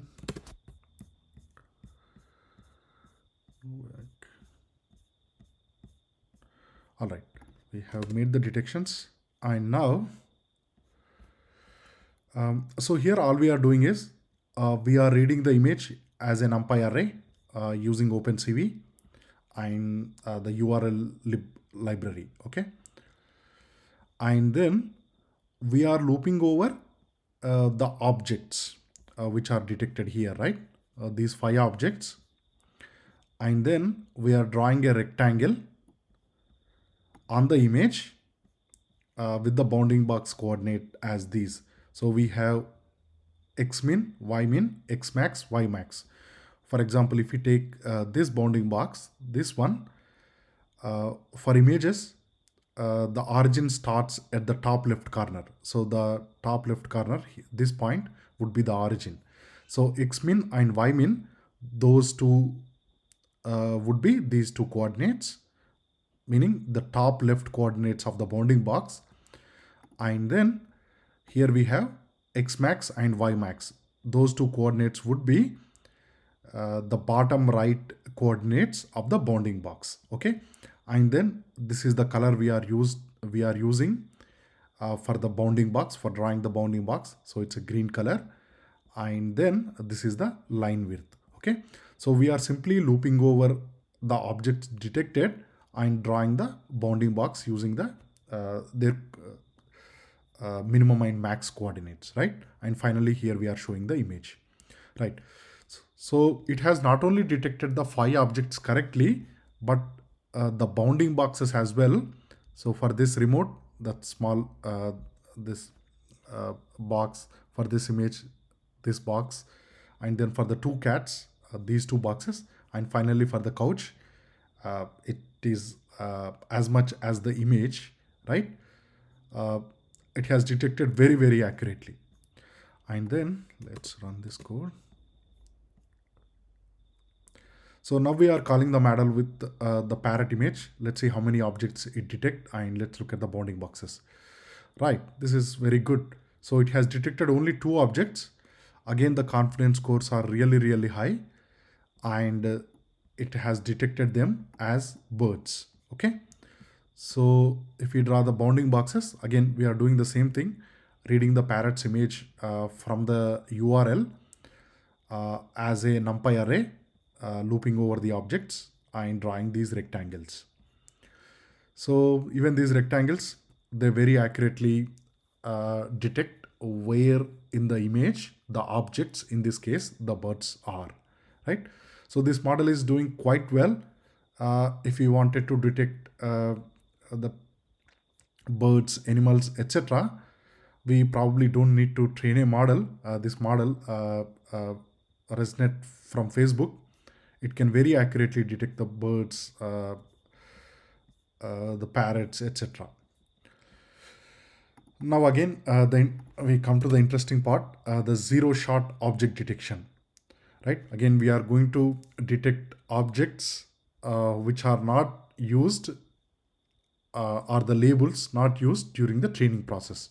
Okay, so okay, I did not run this code. Let me quickly run the code. All right, so this time the model is coming from Google, the default model. So HuggingFace, they choose the default models from different developers, right? So we saw one from Google, one from Microsoft, one from Facebook, etc. So they are probably choosing the best models. All right, so here we have a cat image, and this time we have asked the model to detect a cat and a bird in this image, right? So this time the confidence scores are low, but the model has detected only 2 cats within this image. So it did not find any birds within this image, right? So within this image, the model did not find any birds. So we can use this model to ask a question like, is this image has a bird, right? So that's another way we can use these models. And second one, we are calling it with this parrot image. And again, we are asking the model to detect cat and birds within this image. Now, this time, it seems like it has detected only one bird, and the confidence scores are also not great, 0.11. Uh, Probably it has a threshold of 0.1, because I'm pretty sure the other bird must also have been detected, but the confidence score is below 0.1, so it's not returned by default. Similar to here, right? It has confidently detected 2 cats, even though the scores are low. All right. Now with these models, we can provide multiple inputs as well. So for example, here we are providing both the cat and parrot images in the form of these dictionaries in a list. And the good thing is the candidate labels don't have to be the same.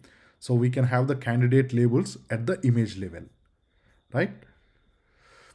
Uh, the result wouldn't be different because we are calling the same model. It's just we are calling it with multiple images. So for the first image, it has detected the 2 cats with the same confidence score. For the third image or the second image, it has detected 1 bird. Okay. So the zero shot object detection, the results are not as great as zero shot text classification, but that is understandable, right? So in the last few years, uh, so much research has been on NLP. So probably in a couple of years, we will have zero shot object detectors with high accuracies as well. Uh, that's all for today. And in the final video, uh, in the computer vision space, we will look at image segmentation and depth detection. Thank you very much. Hello friends. In this final video, we will of computer vision, we will look at image segmentation and depth detection. Let me quickly run the code.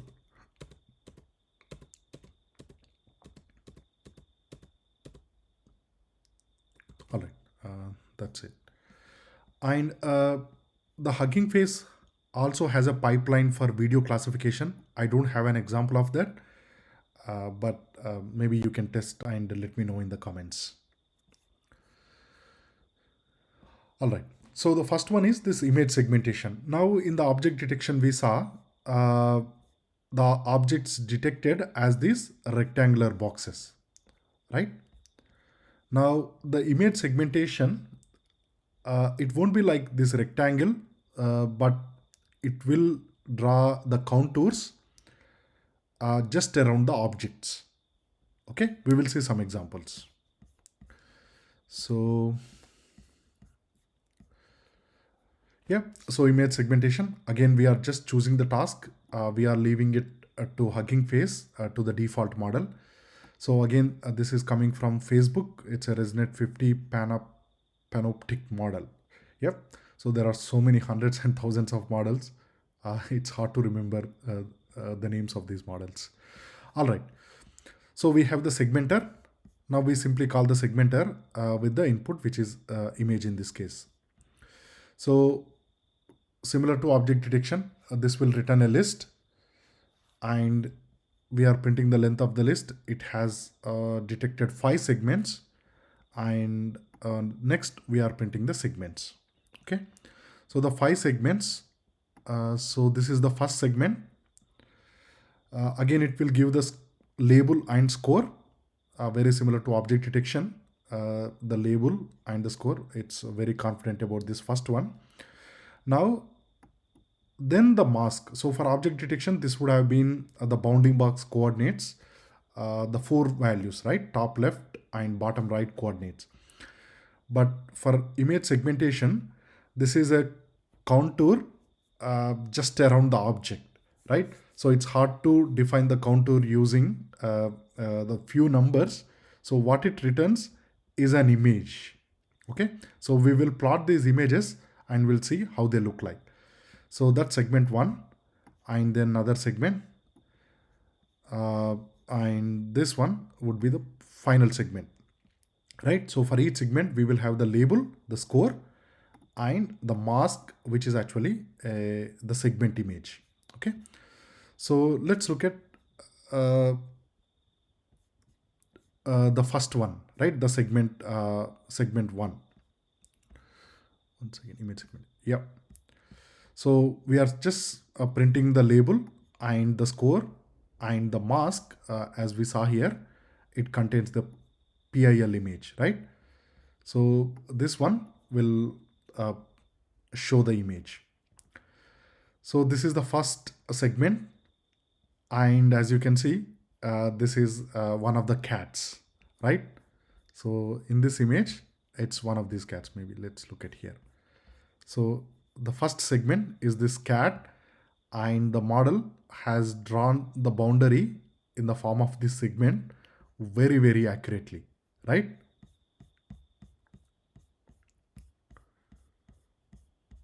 Yep. So here is the ears, the legs, maybe the tail, everything, right? And the second segment, it's a remote, and again, very high confidence score. As we saw here, we have a remote here. We have a remote here. Now, I'm not showing you the remaining 3 segments, but I looked at them. It has detected all the 5 segments so accurately with very precise boundaries. Okay, that's quite nice, right? So that's the first task. uh, image segmentation. And the final task is depth estimator. So given an image, it will find out the depth in meters for each pixel of the image. Okay, it will be clear when we see the image.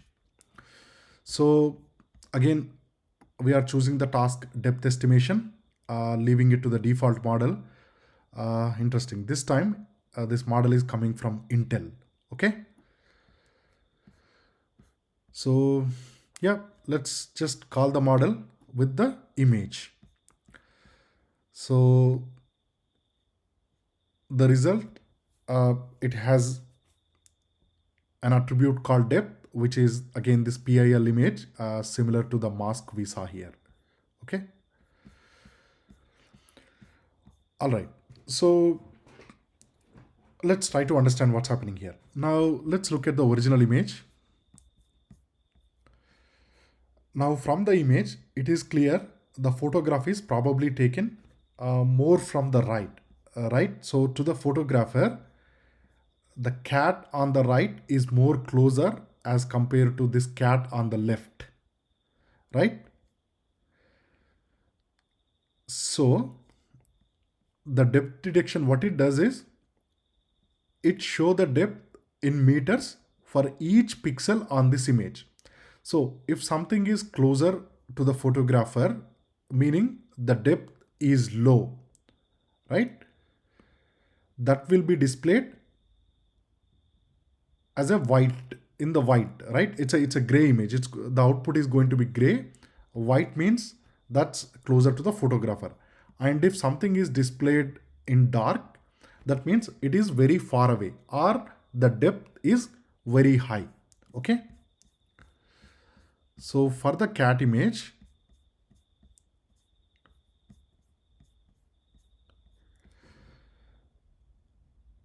the more whitish thing is here, right? So the depth of the image here is low and the depth is very high in this location. Now I'll have another image which makes it much more clear. I'll show you in a second, right? For the parrots, again, the two parrots are on the foreground and the background is blurred. So again, the depth is very low in these parts of the region and high in the background. Now we can access the depth values also in meters. We will see in a second. Now I have taken this image for easy demonstration purpose. So it's coming from Medium. So this image we can see it's taken. We can easily see where the image is taken from, right? So if you look at the depth, for example, this object depth is low, whereas this object depth is high. This one is even higher. This one is even higher. This one is even higher, right? So for this image, if we look at the depth, so this is how it looks like, right? So this part of the image, this part of the image,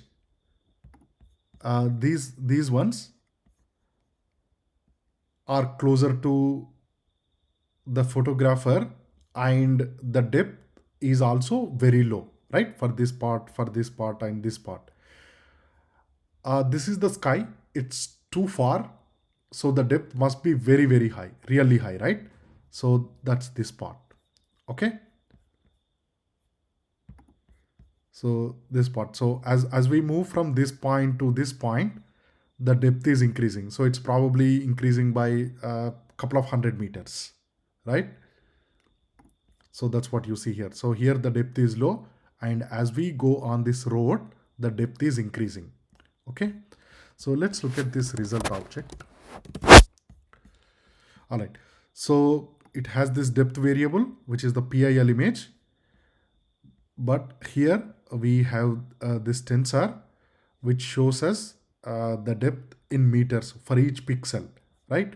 So if this image is, let's say, 240 by 240 dimension, now this one would also be the same dimension, and each pixel or each value from this tensor represent the depth in meters for each pixel of this image. This is quite amazing, right? I mean, the depth classifying image is one thing, but predicting or determining the depth for each pixel is a completely another thing. So there is probably a lot of physics, optics, etc. involved in calculating these depths. All right, so we have covered six major or six important tasks in computer vision: the image classification and the zero shot version, object detection, the zero shot version, the image segmentation, and finally the depth detection. So with this, we covered all six tasks in the computer vision space. And next, we will look at some tasks in the audio, and then finally we will look at some multimodal ones. Thank you. In the previous videos, we have looked at the transformers in the NLP and computer vision space. Today, we will look at a few transformers in the audio space or audio data format, right? Again, our standard pipeline module, and then the data sets. We are going to read some data audio files from HuggingFace datasets library. Okay, so using the load datasets. Now then we have these two new libraries, sound device and sound file. So using sound device, we can play the sounds which are in the form of NumPy arrays, right? And then using sound files, we can convert the MP3 or wave, etc. audio file formats to NumPy array, and then we can play them using the sound device. Okay. I think I have installed a couple of other libraries. So when you run the code, if it is missing any libraries, obviously Python logs are very clear. So install them using pip. I install everything required using pip. So the first task we are going to look at, it's the audio classification. So similar to text and image classification, given an audio file or this waveform, it will classify the file. Okay. Now, so this model, it has trained to do this command recognition or keyword spotting, right? So it can classify the audio into one of these categories, right? So yes, no, up, down, etc. There is also unknown and silence. Okay, so these are the categories the model is trained to classify the audio. Okay, all right. So again, we have the classifier, and now we call it with this file. Now flock is another audio format. Okay, so it has written these 5 scores, and the model unable to classify, or maybe the audio file does not fall into any of these categories, so it has classified it as unknown category. I'll play a couple of audio files so it will become clear to you. Okay, and then we are loading some more audio files using this HuggingFace load dataset library. So here we have some audio files. This is the audio file dataset name, and then we are calling the model with one of the files. Okay, and the top k,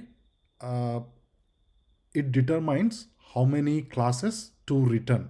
So because here we have defined as 5, it has returned 5 classes. Whereas if we define, let's say for example 2 classes, it should return only 2 classes.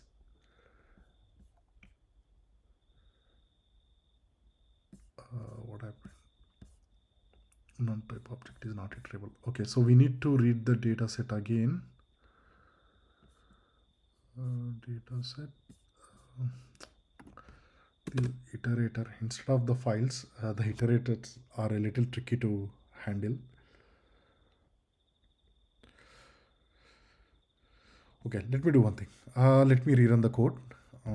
maybe I don't want to reinstall the libraries. Okay, what I'll do is restart and clear output.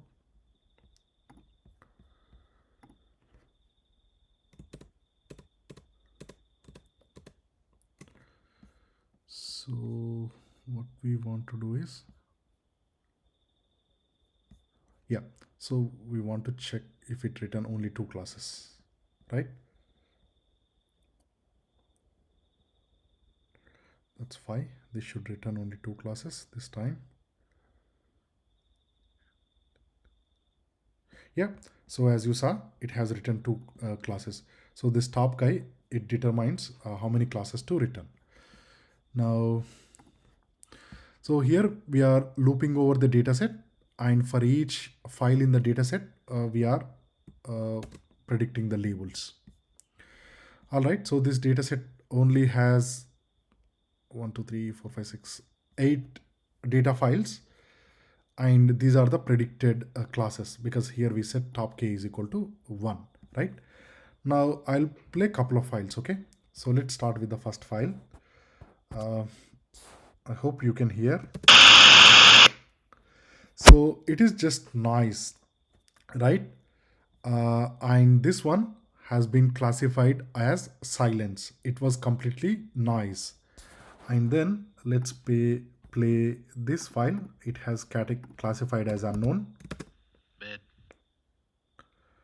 The audio was a bit low, but I hope you can hear. Let's play these files, right? So that we can hear. They have been classified into something. So let's see them. No. I can clearly hear the word no, but I don't think the classification is simply that what is said in the audio. So let's look at the second one.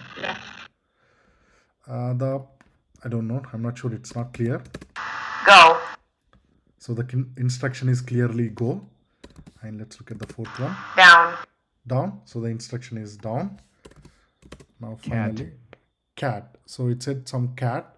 Again, the cat does not belongs to any of these. So it has said unknown, right?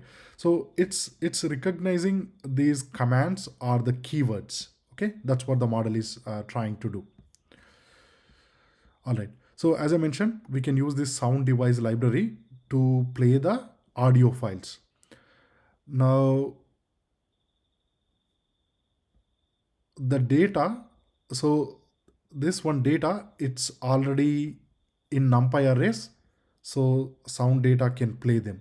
So maybe what I will do is, let me do one thing, load dataset. And let me print the dataset.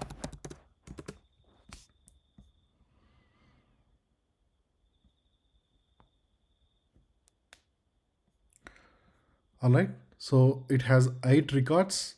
It has file, audio, and a label, it seems. Oh, how do we find? So let's do one thing. So let's say 5. Let's print what it is.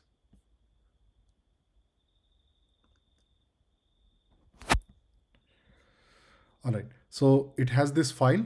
The data set is already downloaded to my local machine, and it has this array, which is the audio file represented in the form of an array, and it has the sampling rate. Okay, so to the model we are providing the wave file. So as you can see, this is a wave file. So to the model we are providing the wave files as input.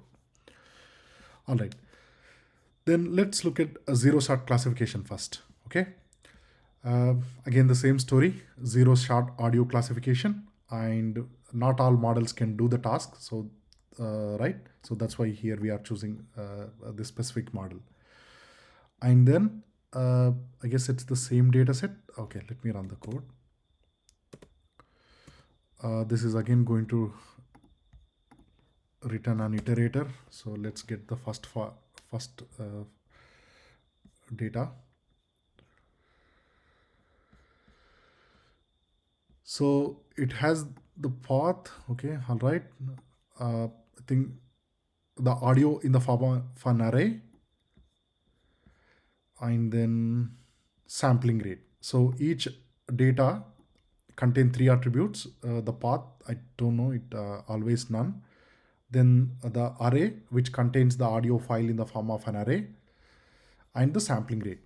So here we have picked up the audio file, right? So we have picked up the audio. One second, dataset train audio. Yeah, so we are printing the dataset train audio, right? So as this returns an iterator. So every time we run next, it will return the value, the next value in that iterator. Okay. So from this one, we are taking the array. So to this model, we are inputting the audio file in the form of an array. Okay. So classifier. Now we want to classify this as one of these two sounds. So the first one is sound of a dog, and the second one, it's a sound of a vacuum cleaner. So the model is saying it's a sound of a dog. Now I'll play the audio.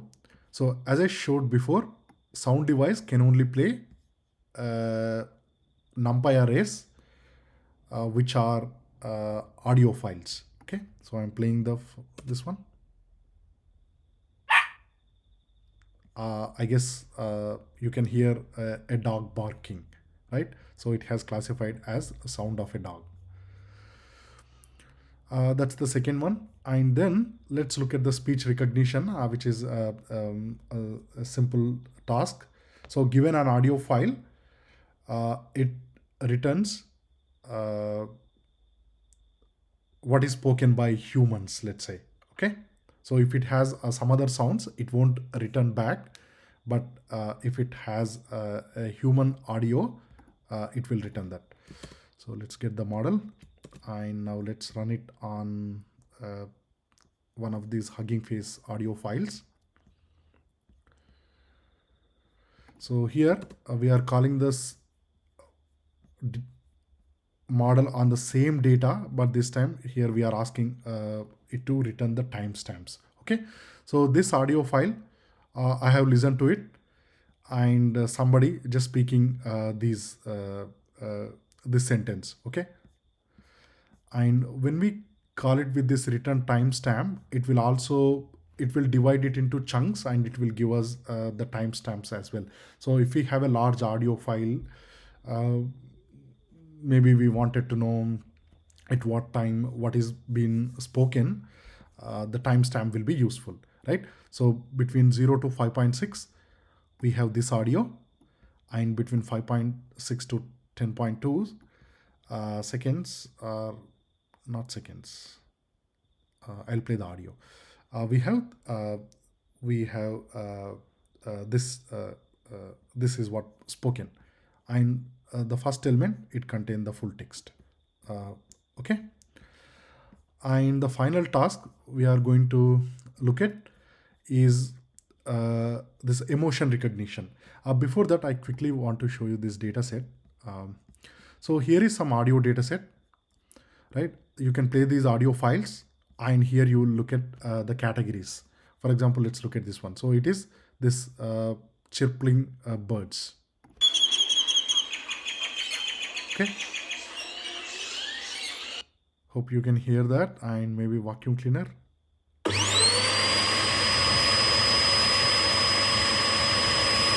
And let's play thunderstorm. Right.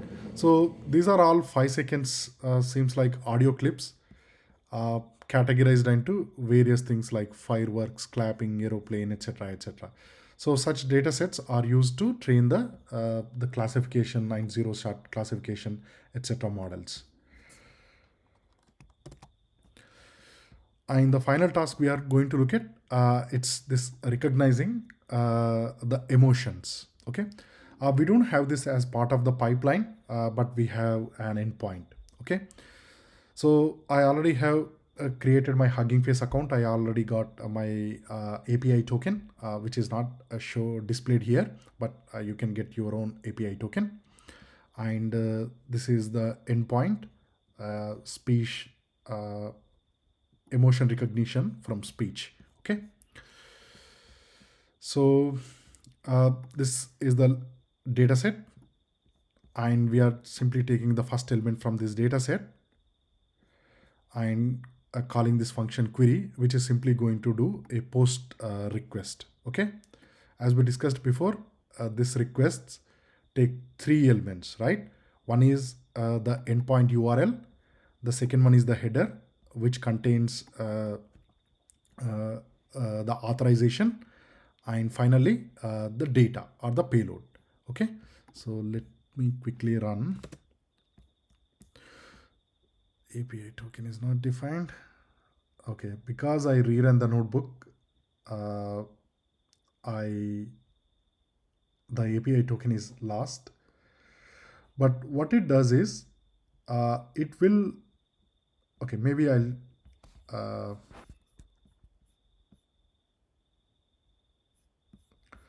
maybe let me get my API token and rerun the code. So here is my API token.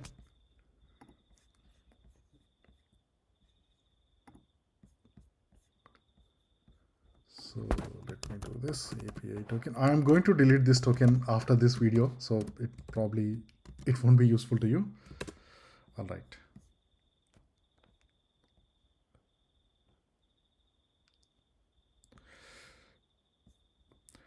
So you see, the model has trained to detect a few emotions like anger, disgust, sadness, fear, and happiness. Okay. This file, don't know what it is, but it seems like it's something neutral, or maybe it's not human audio. So the model has given equal weight to a number of classes. Maybe let's try with file number 1.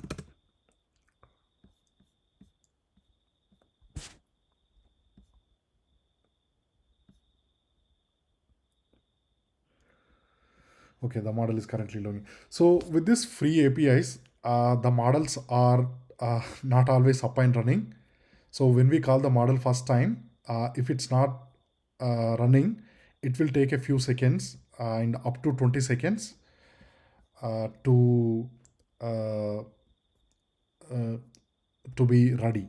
Okay, so if you run one more time.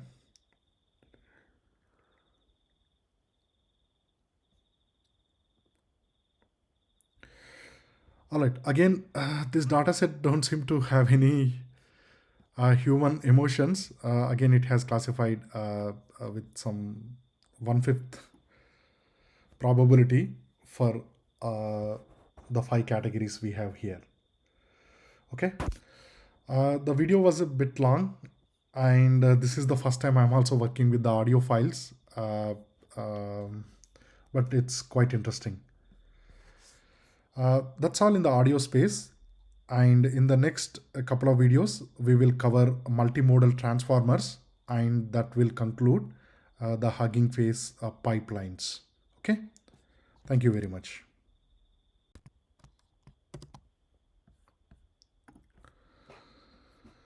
Hello friends. In this video, we will look at some transformers in the multimodal space, mainly the text and computer vision. Okay, text and images. All right, the standard Python libraries and the transformers from HuggingFace. Now, a couple of these models require textract and pytextract, tesseract and pytesseract. So you might need to install those libraries as well. So here we have a couple of images to understand what these models does. So the first one, we have seen this as part of computer vision, some 2 cats and 2 remotes lying on a couch. And then this one has 2 birds. And the third one, this image called Lena, okay, or Lena. All right. So the first task is this image captioner, or it's sometimes also called image to text. Okay. All right. Here we are choosing a specific model and then call it with an image as an input. Okay. Call the image captioner with image as an input. And here we can define the maximum number of tokens. Okay, so token means roughly words. Okay, so it described the parrot's image as two birds are standing next to each other. Two birds are standing next to each other. That looks reasonably right. Well, actually quite accurate. And for the cat image, it said a cat lying on a blanket next to a cat lying on a bed. Let's see if there is a blanket.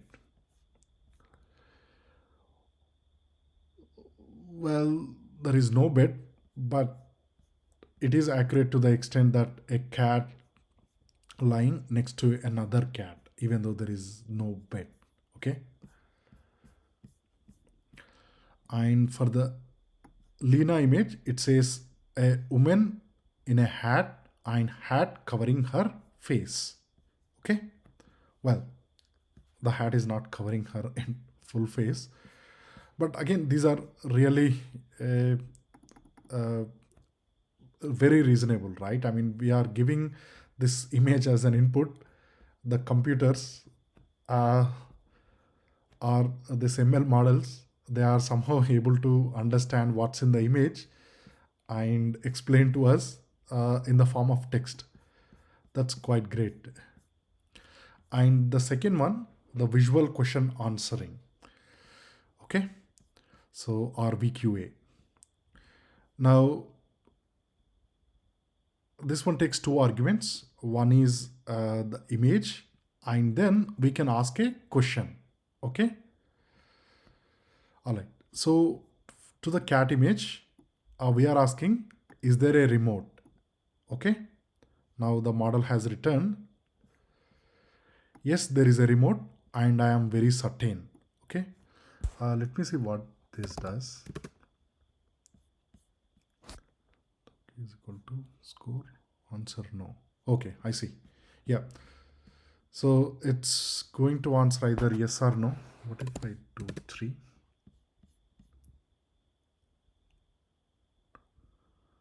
Answer 1. What does that mean? All right. Anyway, we are interested in the answer with the highest confidence. So it said, is there a remote? The model said, yes, there is a remote, and I am very confident about it. Now to the parrot, oh, we are still using the cat image. We asked the question, is there a parrot? Okay. The model said, no, there is no parrot, and I am very sure about it. Okay. And this time we are using the parrot image and we are asking the same question, is there a parrot? The model says, yes, I am very confident that there is a parrot. Right. Now, this time we are using the Lena image and we are asking, what is she wearing? Okay. So this is not a simple yes or no type question, right? As these 3 or 4 questions. We are asking, is it there or not?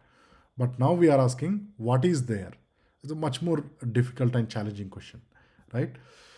So it's saying there is a hat, there is fedora, clothes, sun hat, nothing. I mean, all these are again very low confidence, but the model is saying there is a hat and I am very sure about it.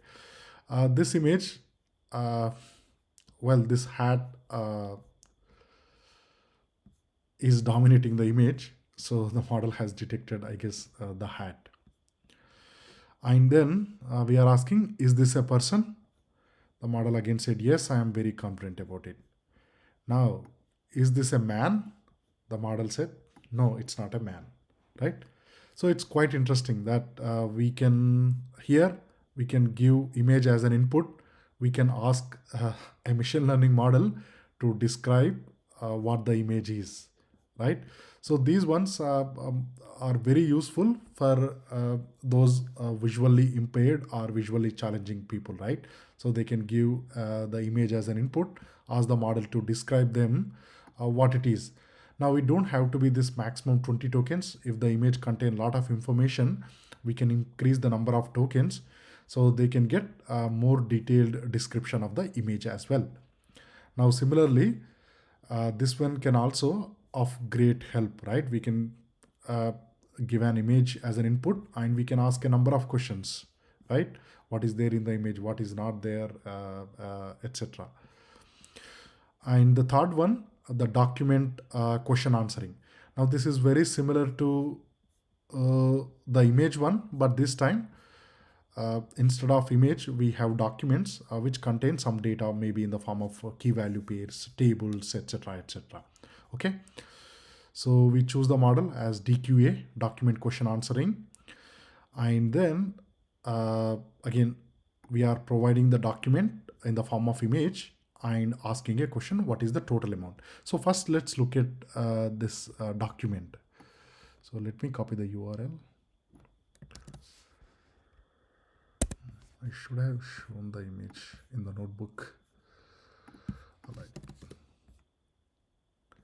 So this is an invoice, and we have asked the model what is the total amount. The model has replied $154.06, and also the confidence very high. So let's look at 154.06. So that's the total amount, right? So from this document in the form of a image, the model is using a number of libraries like Tesseract, PyTesseract, etc., and also the ML model to extract the text or answer the questions. All right, and then I think we are using the same document here, but this time we are asking what is the invoice number. It said it's US-001. Again, very, very confident. The invoice number, yeah, so it is, here it is. So the invoice number is US-001. All right, so the model answered this question also accurately. All right, and the final one, which is at the core of all the, I guess, the transformers, which is this the features extraction, or this embedding vector, right? So here the task is the feature extraction, and we are using this BERT model from Facebook. Okay, so here we are providing some text, and we are asking it to we are asking the model to give us the vector, right? This word embedding vector, which is typically some 1000+ dimensions. So as you can see here, it's a vector or an array in a very, very high dimension space. So different models have different vector size. Now, for example, let's look at another model.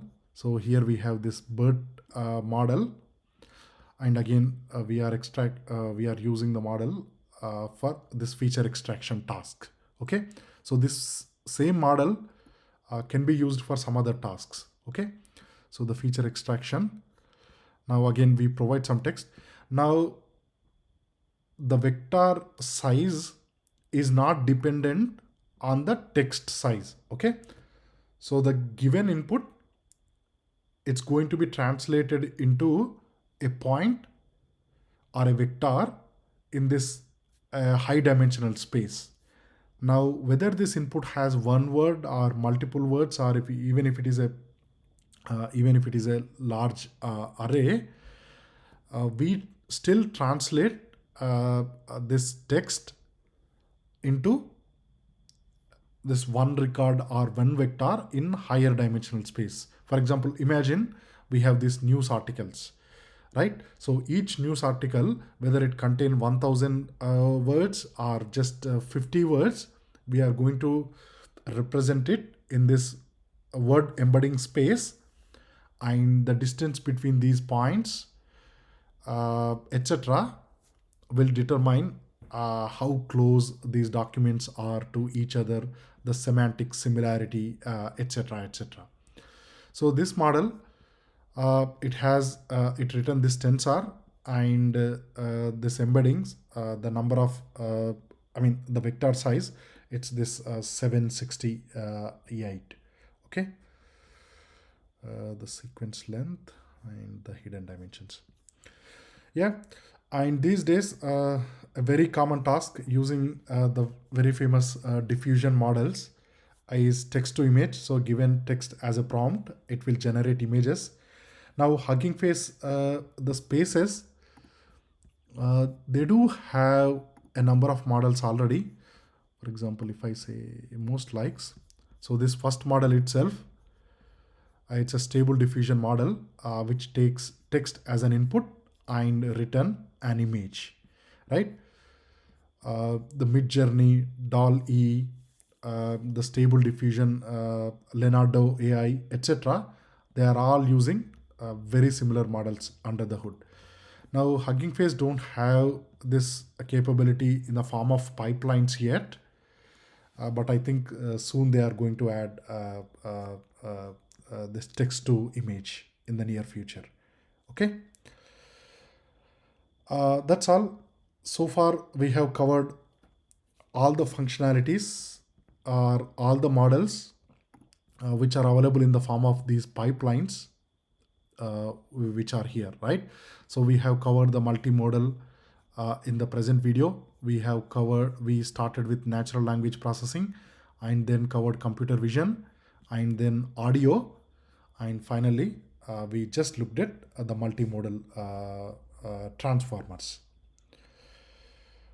That conclude this video series. But as I mentioned, if Hugging Face add more models to these pipelines, I will be creating new videos.